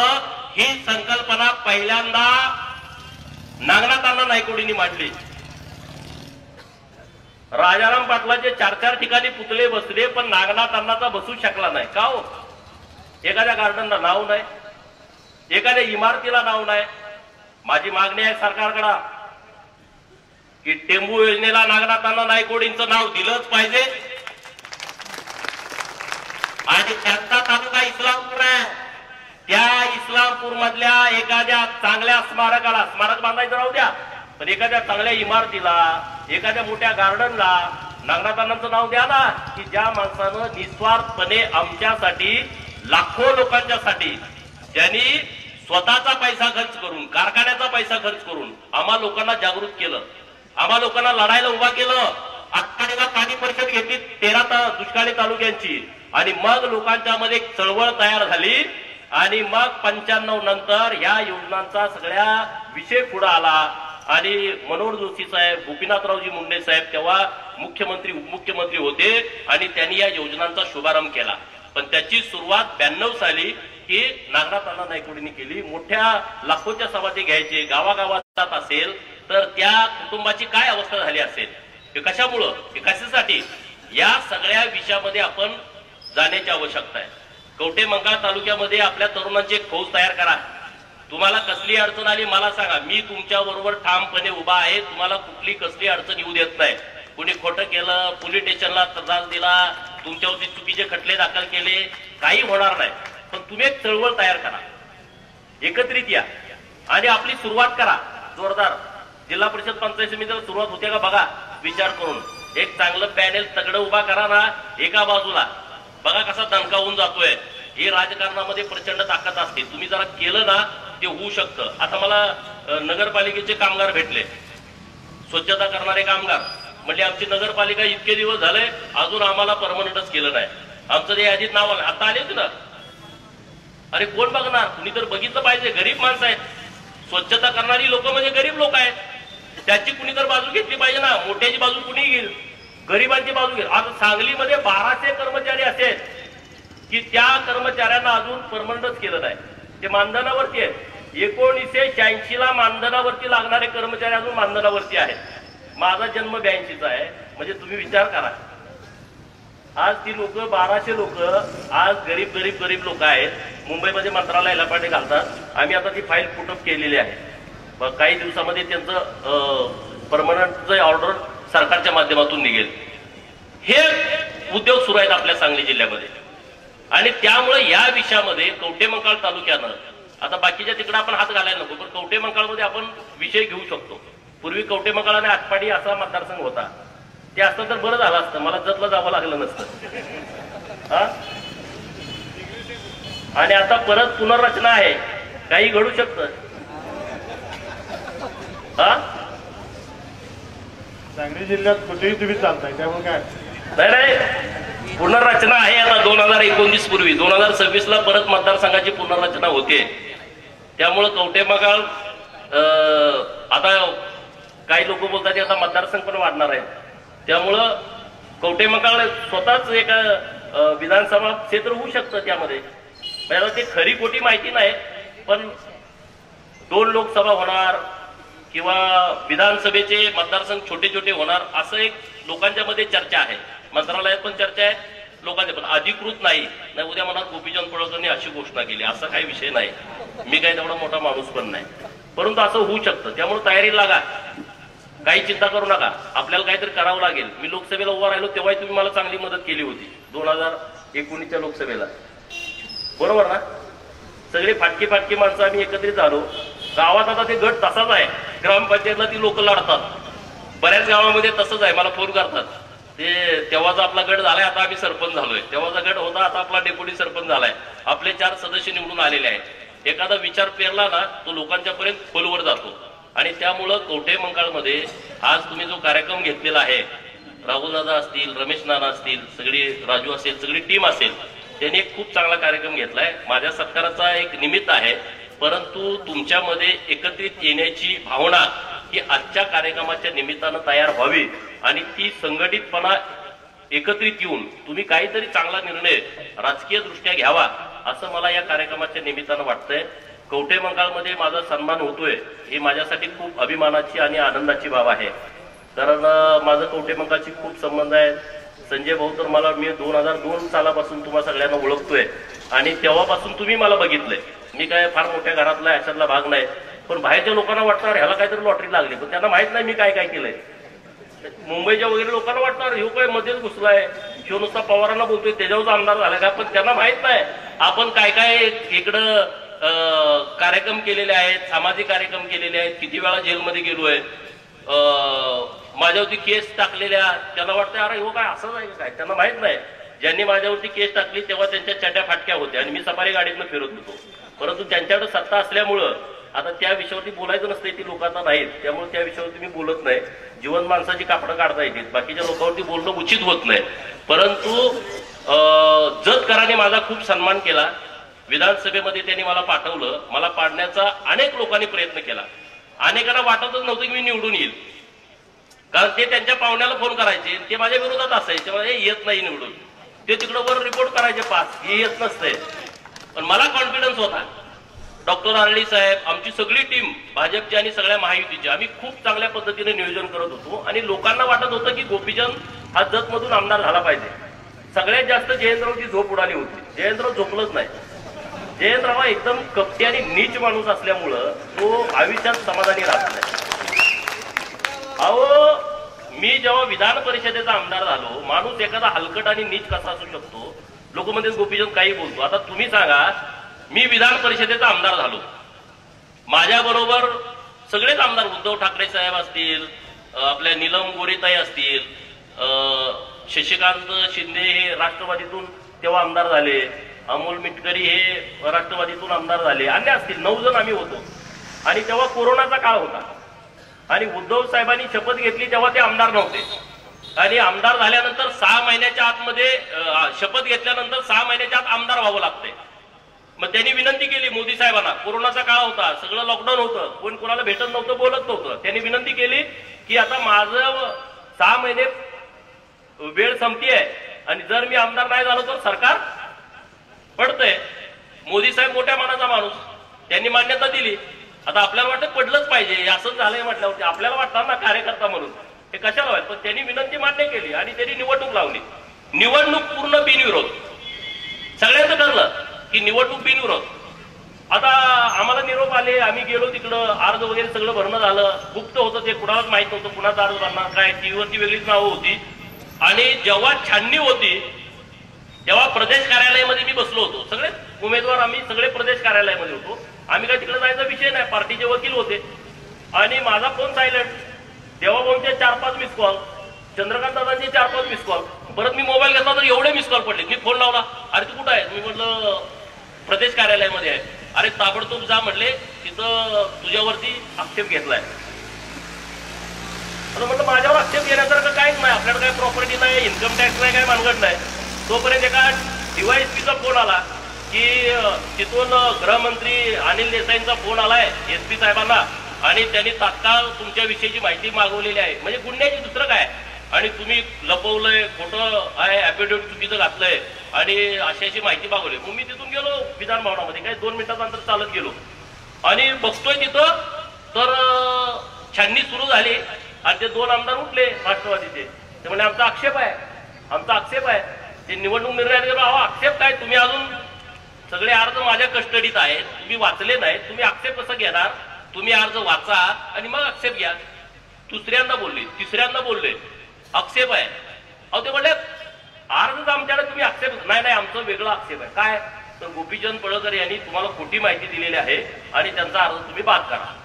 मग त्यांनी एक नियम वाचून दाखवला. ते म्हणले अर्ज आम्हाला बाद करता येत नाही, तुम्ही हायकोर्टामध्ये जावा. हे प्लॅनिंग कुणाचं? जयंतराव. म्हणजे ही निवडणूक बिनविरोध आहे. मी त्यांच्या पार्टीचा सदस्य नाही, त्यांच्या पार्टीनं मला आमदार केलं नाही, पण ह्याची उगत जळायला लागली आहे. ह्यानं सगळे वकील कामाला लावले. तिथला सरकारी वकील एक त्यांचा कुत्रा होता, तो कागद द्यायला. अरे म्हणलं मी काय असाच पुढारी झालोय का? आणि मग ह्याची साल्टी निघून गेली. याने एवढं व्याप केलं जयंतरावची, पण त्याचा काही उपयोग झाला नाही. मग आता ही वृत्ती चांगली आहे का वाईट आहे सांगा? म्हणजे मी त्यांना नीच म्हणतो. आता काय खायला परवड? ही काय संस्कृती आहे का? अरे कसली ही संस्कृती आहे का? एक गरीबाचं पोरग विधान परिषदेचा आमदार होतोय, ते तुमच्या पक्षाचा सदस्य नाही, तुमच्या पार्टीमुळे होत नाही. माझा नेता मला आमदार करतोय आणि तुम्हाला त्याला बाद करा. आता तर मग कसं झालं सर बघा ना, जतमध्ये काय परिस्थिती झाली असेल. जतमध्ये त्यांनी एवढे प्रयत्न केले, पण त्यांचा उपयोग नाही. त्यांची ती क्षमता नाही.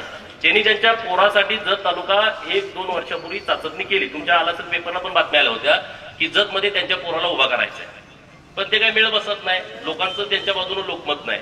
परत त्यांनी प्रयोग केला हातकणंगले लोकसभा, तिथं पण मेळ बसला नाही. सर्वेच येत नाही. ते सर्वेतले एकदम हुशार आहे, तुम्हाला माहिती आहे, लय हुशार आहे. ती कार्यक्रम करतोय, टप्प्यात आल्यावर कार्यक्रम करतोय. अरे आम्ही टप्प्यात आणून करतोय. टप्प्यात आल्यावर कोण पण कार्यक्रम करल, पण टप्प्यात आणून कार्यक्रम करतोय आम्ही. जयंतरावला माझा शब्द आहे, टप्प्यात आणून कार्यक्रम करणार. तुमच्या हिंमत असेल तुम्ही लढा लोकांच्यासाठी. आम्ही जसं लढलो अनेक वर्ष, तुम्ही लढा ना. तुम्ही कारखाने सोडून द्या. म्हणजे जतला बाहेरचा आमदार नको आहे. त्यांनी प्रचारामध्ये भाषण केलं. अरे बाहेरच्याला जतचा कारखाना कसा चालतोय तिथल्या सभासदांचा. जयंतरावला माझा आव्हान आहे, तो कारखाना सोडून द्या. तो सभासदांचा कारखाना आहे. आता एवढे वर्ष तुम्ही तिथं पैसे खाल्ले, तिथं कारखान्याच्या माध्यमातून. महाकाली कारखाना ढापायचं कसं काय बघता? हा तुमचा तालुका आहे. आटपाडीचा कारखाना तो घशात घालायचा आहे, तो तुमचा तालुका आहे. अरे तुमचं गाव कासेगाव ते शिराळा मतदारसंघात आहे. तुम्ही इस्लामपुरात जाऊन उभा राहताय आणि तो माणूस जतमध्ये येऊन गोपीचंद बाहेर आलाय. ती जतची माणसं हुशार आहेत. जतच्या माणसांना सांगायला लागत नाही. झडपीत जाऊन बघा, 10 सरपंच भेटले का 8 जतचेच असतात. मंत्रालयात जाऊन बघा, कुणी येत नाही. जतची पोरं तिथं भेटतात. कशाला आलाय? मंत्र्याचं माझं काम आहे. एवढे हुशार लोक आहेत ते. त्यांना कुठल्या बाजूनं वारं सुटलंय त्यांना माहित आहे, कुठं उपणायचं त्यांना कळतं, आणि कुणाला घरी घालवायचं हे पण त्या लोकांना कळतं. एवढी शार्प लोक आहेत जतची. आणि त्यामुळं माझी जबाबदारी आहे, जतच्या लोकांनी मला ज्या विश्वासानं आमदार केलं ना, मी रात्रंदिवस जत शिवाय माझ्या डोक्यात विषय नाही. आणि डॉक्टर आडी साहेब साक्षीदार आहेत, बरोबर. रात्रंदिवस मी पूर्ण वेळ जतला आहे. सकाळी मी 7ला निघतोय झऱ्यातनं, तिकडे जातोय, रात्री 1-2ला मी परत झऱ्यात येतो. इतका संपर्क आहे माझा तिथं. आता ते मला आता कोण बोललेच नाही तुम्ही जतला राहायला या. निवडणुकीच्या आधी मला जतला राहायला या, जतला राहायला. आता कुणीच मला बोललं नाही. मी रोज जतमध्येच आहे. मी आता जतमध्ये झालोय. काल पण जतमध्ये होतो, उद्या पण परत जतमध्ये आहे. आणि मी तुम्हाला सांगतोय की देवाभाऊनी शब्द दिलाय जतकरांना, 288 नंबर 1 नंबरला आणणार आहे. मी त्याचं प्लॅनिंग करतोय. तुम्हाला कळेल, एकट्या 2-3 वर्षामध्ये जतमध्ये बदल झालेला दिसेल तुम्हाला. तसाच बदल कवटेमंकाळमध्ये पण पाहिजे. कवटेमंकाळमध्ये पण पाहिजे. इथले लोकप्रतिनिधी आहेत, हे काम करतील. त्यांच्या बाजूने काय करायचं आम्ही भूमिका मांडू. सरकार बरोबर इथले लोकप्रतिनिधी सरकारच्या विरोधामधले आहेत, परंतु कवटेमंकाळच्या विकासाच्या बाबतीमध्ये काय भूमिका घ्यायला लागली ना, हा गोपीचंद पडळकर एक पाऊल पुढे जाऊन ही कवटेमंकाळ तालुक्याच्या अस्मितेसाठीची भूमिका आम्ही घेऊ. इथं बदल झाला पाहिजे. इथल्या लोकांना इथंच काम मिळालं पाहिजे. आता आरेवाडीचं आमचं एवढं मोठं मंदिर आहे. मागं 5 कोटी आमच्या सरकारनं दिले होते. आता 2.5 आणि 1.5 कोटी आता आपल्या सरकारनं दिलेले आहेत. आता 19 कोटीचा आराखडा मी परवा जिल्हा नियोजन मधून मान्यता घेऊन मुंबईला पाठवलेला आहे. 160 कोटी एकूण पाहिजेत. त्यातले त्या 19 कोटी रुपये आता आम्ही ह्या टप्प्यामध्ये शिखर समितीकडे देऊन तो प्रस्ताव आम्ही देणार आहे. आता महाकाली मंदिराचं पण आता आम्हाला लोकांनी निवेदन दिलं की तिथं काय काम करण्याची आवश्यकता आहे. तर ते काम झालेलं दिसेल तुम्हाला. अजिबात चिंता करू नका, अजिबात काळजी करू नका. मला जे निवेदन दिलंय ना तुम्ही, ते निवेदन मी उद्याच त्या अधिकाऱ्यांना सगळ्यांना तुमच्या इथं पाठवतो आणि त्या अधिकाऱ्याच्या माध्यमातून काम करून घ्या. ते जर नाही काम झालं तर मी कुठल्याही माझ्या आमदार मित्रांना विनंती करेल आणि त्यांचे 5-25 लाख रुपयाचा फंड मी या मंदिरासाठी देऊ शकतो. माझे अनेक मित्र विधान परिषदेमध्ये आहेत, सदाभाऊ आहेत आपले, राखीव गडे आमचा, आणि त्यांचा फंड आपल्याला महाराष्ट्रभर वापरता येतो. काही चिंता करू नका. आणि डॉक्टर साहेब आता वेटिंग मध्ये आहेत, त्यामुळे ते झालं तर मग सोन्याहून पिवळं, मग काय कोणाला दुसऱ्याच्या फंडाची तुम्हाला आवश्यकता भासणार नाही. आता देवाभाऊकडे आम्ही विनंती केलेली आहे बघू आता काय होतं. डॉक्टर साहेब स्थान आता कुठं नेमके आहेत त्या पद्धतीनं ते होईल. पण डॉक्टर साहेबांनी खरं तर मला पहिल्यांदा जतला निवडणूक लढवावं हे त्यांनी मला माझ्या डोक्यात घातलं की बाबा तुम्ही इथं येऊन निवडणूक लढवा, इथं तुम्ही आलं पाहिजे. अहो मी म्हटलं मी बाहेरचा आहे, परत विरोध म्हणजे होऊ द्या, काय व्हायचं ते होऊ द्या, पण तुम्ही आला तरच तिथं मेळ लागू शकतो. तिथं एवढं वातावरण गोडूळ झालं की महाराज एक मध्ये उठला आमच्या विरोधात, आता काय बोलावं तर अडचण, त्यांनी एकदम रान पेटवून टाकलं काहीच कारण नसताना. परत वेगवेगळे विषय पुढे आले. शेवटच्या दिवसापर्यंत सगळा गोंधळ, कुणाचा संभ्रम, कुणाला काही कळत नव्हतं. पण लोक एकदम ठामपणे बाजूनं होती. मला 38-39,000च्या मतानं मला निवडून देणं हे काय सोपं काम नव्हतं. त्या लोकांनी दिलं. अहो ते शरद पवारचं नातू 1100 मतानं आलंय. 1-1.5 लाखानं पडलंय. 1-1.5 लाखानं पडला नातू. त्यांचा चेहरा अख्खा वापरून सगळं झालं, पण काय उपयोग झाला नाही. अरे आपण तर गरीब माणसं आहोत. राजकारणामध्ये खूप अवघड आहे. एवढं तुम्हाला विधानसभेचा सदस्य होऊ देणं हे फार कठीण काम आहे आताच्या परिस्थितीमध्ये. पण लोकांच्या मध्ये प्रचंड जागृती आहे. एखादा कार्यकर्ता जर ताकदीनं पुढे आला तर लोक त्याला डोक्यावरती घेतात हे तुम्ही समजून चाला. तुम्हाला त्रास होईल थोडा, तुमच्याकडे पैसे नसतील, तुमच्याकडे यंत्रणा नसेल, पण लोक तुम्ही जर प्रामाणिक असाल, तुमच्यामध्ये लढण्याची तयारी असेल, कुणालाही भिडायची तयारी असेल, लोक तुम्हाला मागं पडू देत नाहीत. कारण लोक कायम पडत्याचीच बाजू घेतात. मला अनुभव आहे. तुम्ही जोपर्यंत पडत्या बाजूला असताना लोक तुमच्या बाजूने ताकदीने उभा राहतात. आणि जो श्रीमंत आहे त्याला किती पण असू द्या, पण त्याला एकदम असा फार घुटण्यावर आणते. त्याला ते निवडून येत असेल, काही होत असेल, पण त्याला एकदम अशी रांगायला होती. लोकांचा हा स्वभाव आहे. आणि त्यामुळं अशा पद्धतीने आपण पुढे जाण्याची आवश्यकता आहे. आता सांगा, सचिन खिलारी यांना 3 कोटी रुपयाचं पारितोषिक मिळालं. लोणारी समाजातला एका मायनर समाजातला मुलगा आहे. सचिनचा आदर्श तुम्ही घ्यायला पाहिजे. मोदी साहेबांनी त्याला फोन केला, फोनवरती त्यांच्याशी बोलले. मोदी साहेबांनी परत त्यांना दिल्लीत बोलावलं, त्यांच्या सगळ्या खेळाडूंची चर्चा केली, त्यांना सोबत घेतलं, जेवायला बसवलं, सगळं केलं. हे कशामुळे झालं? त्यांच्याकडे क्वालिटी होती, त्यांनी मेहनत घेतली आणि स्वतःला सिद्ध केलं. म्हणून मोदी साहेब त्यांना फोनवरती बोलले. महाराष्ट्रातल्या कुठल्या भाजपच्या नेत्याला मोदी साहेब फोनवरती बोलले सांगा, देवाभाऊ सोडून? हा, चंद्रकांत दादाशी बोलले असतील, बावनकुळे साहेबांशी बोलले असतील, एखादे 2-4 आणखी नेते असतील, बोललेत का? नाहीत बोलले. आणि म्हणून तुम्ही असं तर एक तर सिद्ध करा, एक तर आमदार व्हा, नसेल तर सचिन खिलारी व्हा. 2 पर्याय तुमच्याकडे आहेत. कुठला पर्याय निवडायचा बघा. दोन्हीत पण मेहनत आहे. माझ्या विषयामध्ये तुम्हाला तुमच्या हातात काय नाही, हे सगळं लोकांच्या हातामध्ये आहे. पण सचिनच्या विषयामध्ये तुमच्या हातात आहे. तुम्ही काय करायचे ठरवा. तहसीलदार व्हा, प्रांत व्हा, कलेक्टर व्हा, हे तुमच्या हातात आहे. तुम्हाला काय कुणाला मत मागायला जायला लागत नाही. तुम्ही स्वतः मेहनत घ्यायची आहे. पण विधानसभेचा सदस्य व्हायचं म्हटलं, मैताला गेला पाहिजे, लग्नाला गेला पाहिजे, वाढदिवसाला गेला पाहिजे. जर मुंबईत मिटिंग आहे, इकडे लग्न आहे, तर जायचं कुणाकडं? मुंबईत पण जाणं महत्वाचं आहे, तुम्हाला मतदारसंघात पण जाणं महत्वाचं आहे. प्रचंड अडचण आहे. कारण लोकप्रतिनिधीच्या बाबतीमध्ये लोकांना वाटतंय तसं नाही, अरे यांचं लय बरं चाललंय, तशी परिस्थिती नाही. तसं तुम्ही समजू नका. आमदारांना सगळ्या तुम्ही शिव्या घालता, अरे काय पुढार आहे, त्यांना काय कमी आहे, यांना असं आहे तसं आहे, काही नाही रे. मुंबईमध्ये तुम्ही आला ना मंत्रालयाच्या पुढं, आमदाराच्या खिशाला बिल्ला नसला तर तुम्हाला आमदार थटून गेला तरी कळत नाही हो आमदार आहे म्हणून.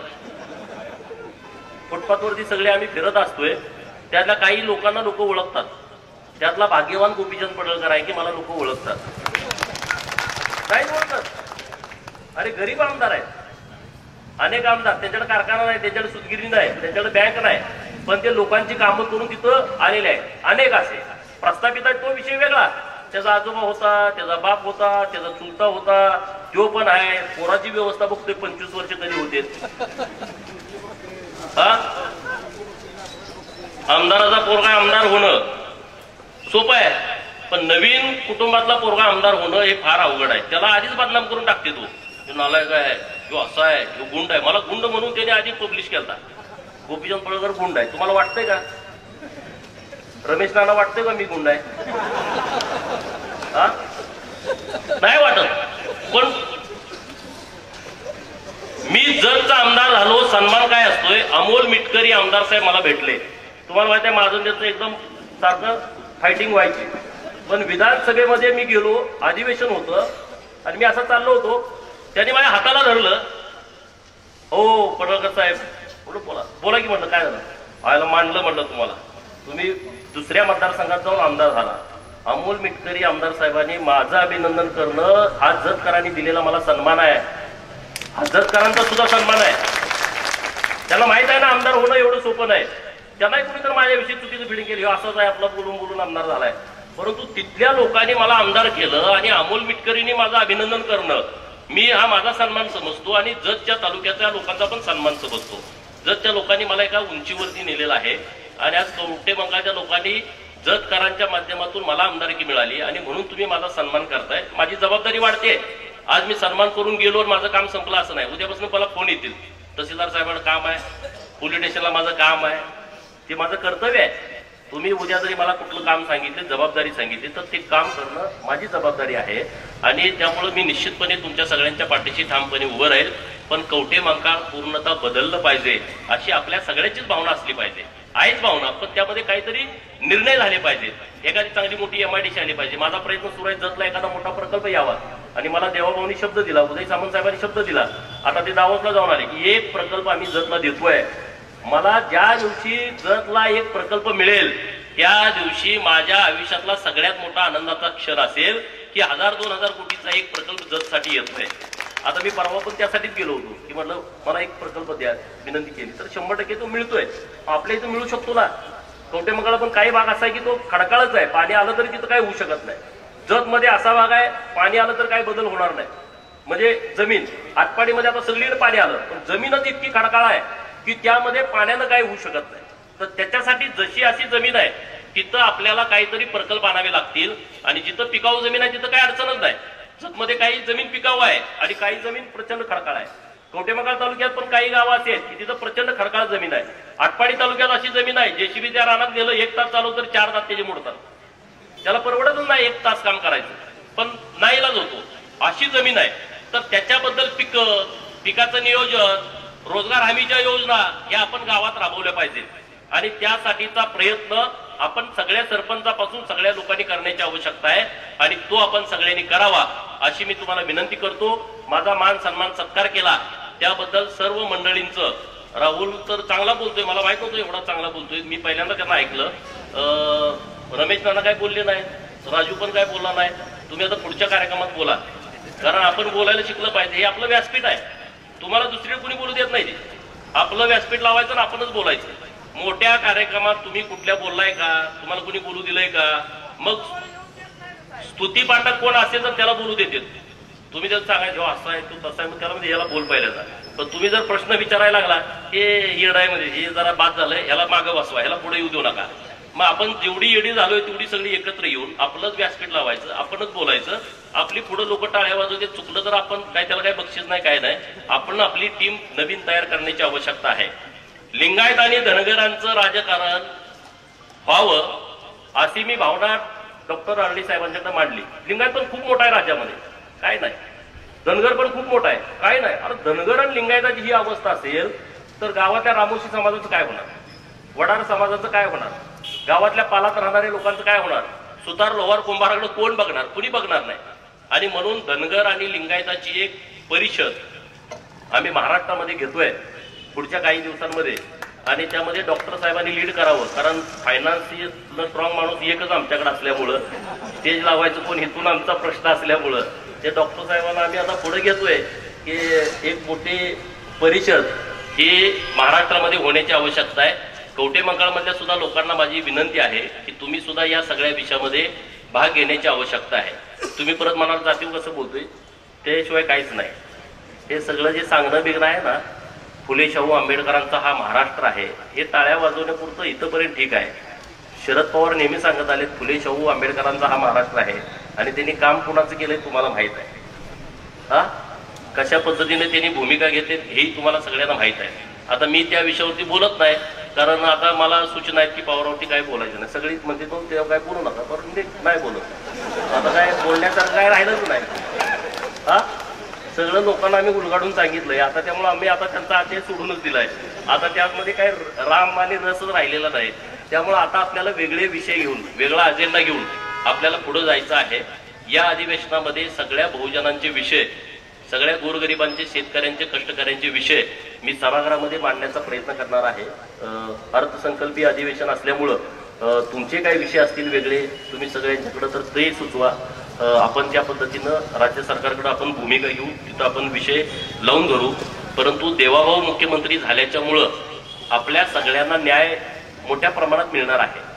माझे नेते आहेत म्हणून मी बोलत नाही, कारण राजकारणामध्ये असं होतं, जो माणूस आपल्याला आवडतो त्या माणसाचे दुर्गुण कळत नाहीत, जो माणूस आपल्याला आवडत नाही त्याचे गुण कळत नाही. पण देवाभाऊ असा माणूस आहे, मला जरी आवडत असले आणि एखादा विरोधक असेल तर तो विरोधक सुद्धा मान्य करेल की हा नेता महाराष्ट्रासाठी काहीतरी करू शकतो, त्यांच्याकडे काहीतरी व्हिजन आहे आणि महाराष्ट्रात परिवर्तन करण्याची क्षमता आहे. आता वीज बिल माफीचा निर्णय त्यांनी घेतला, कसा घेतला, ते किती अभ्यास पूर्ण घेतलाय तो तुम्ही लोकांना आपण सांगितलं पाहिजे. 2 वर्षानंतर 1 रुपयाचा सुद्धा लोड सरकारवरती येत नाही, असं नियोजन सरकारच्या माध्यमातून आहे की जी सोलारचा निर्णय घेतलेला आहे. आता सोलारवरती कनेक्शन द्यायचं सुरू आहे, आपल्या लोकांच्या तक्रारी येत आहेत की बाबा ते त्याला हेड मिळत नाही, बोर आपले 500-700 फुटाचे आहेत ते पाणी मारत नाही, आपल्या पाईपलाईनी 5-5, 7-7 हजार फुटाचे आहेत तिथं पाणी जात नाहीत. तर त्याच्यासाठी आम्ही देवाभाऊंच्या कानावरती हा विषय घातलाय, आपण त्यातून पण मार्ग काढतोय. त्याबद्दल तुम्ही अजिबात चिंता करू नका, अजिबात काळजी करू नका. एवढंच या निमित्तानं बोलतो आणि थांबतो.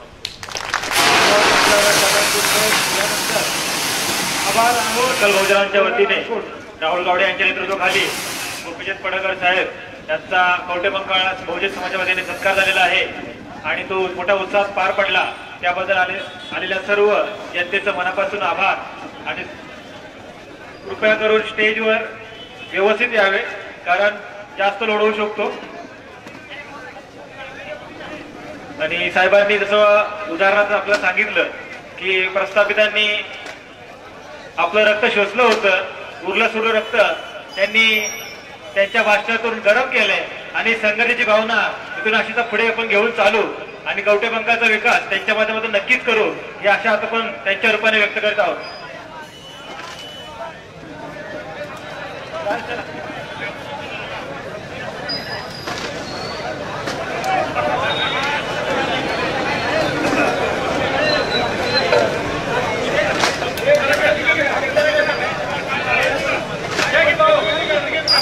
संपलं इथं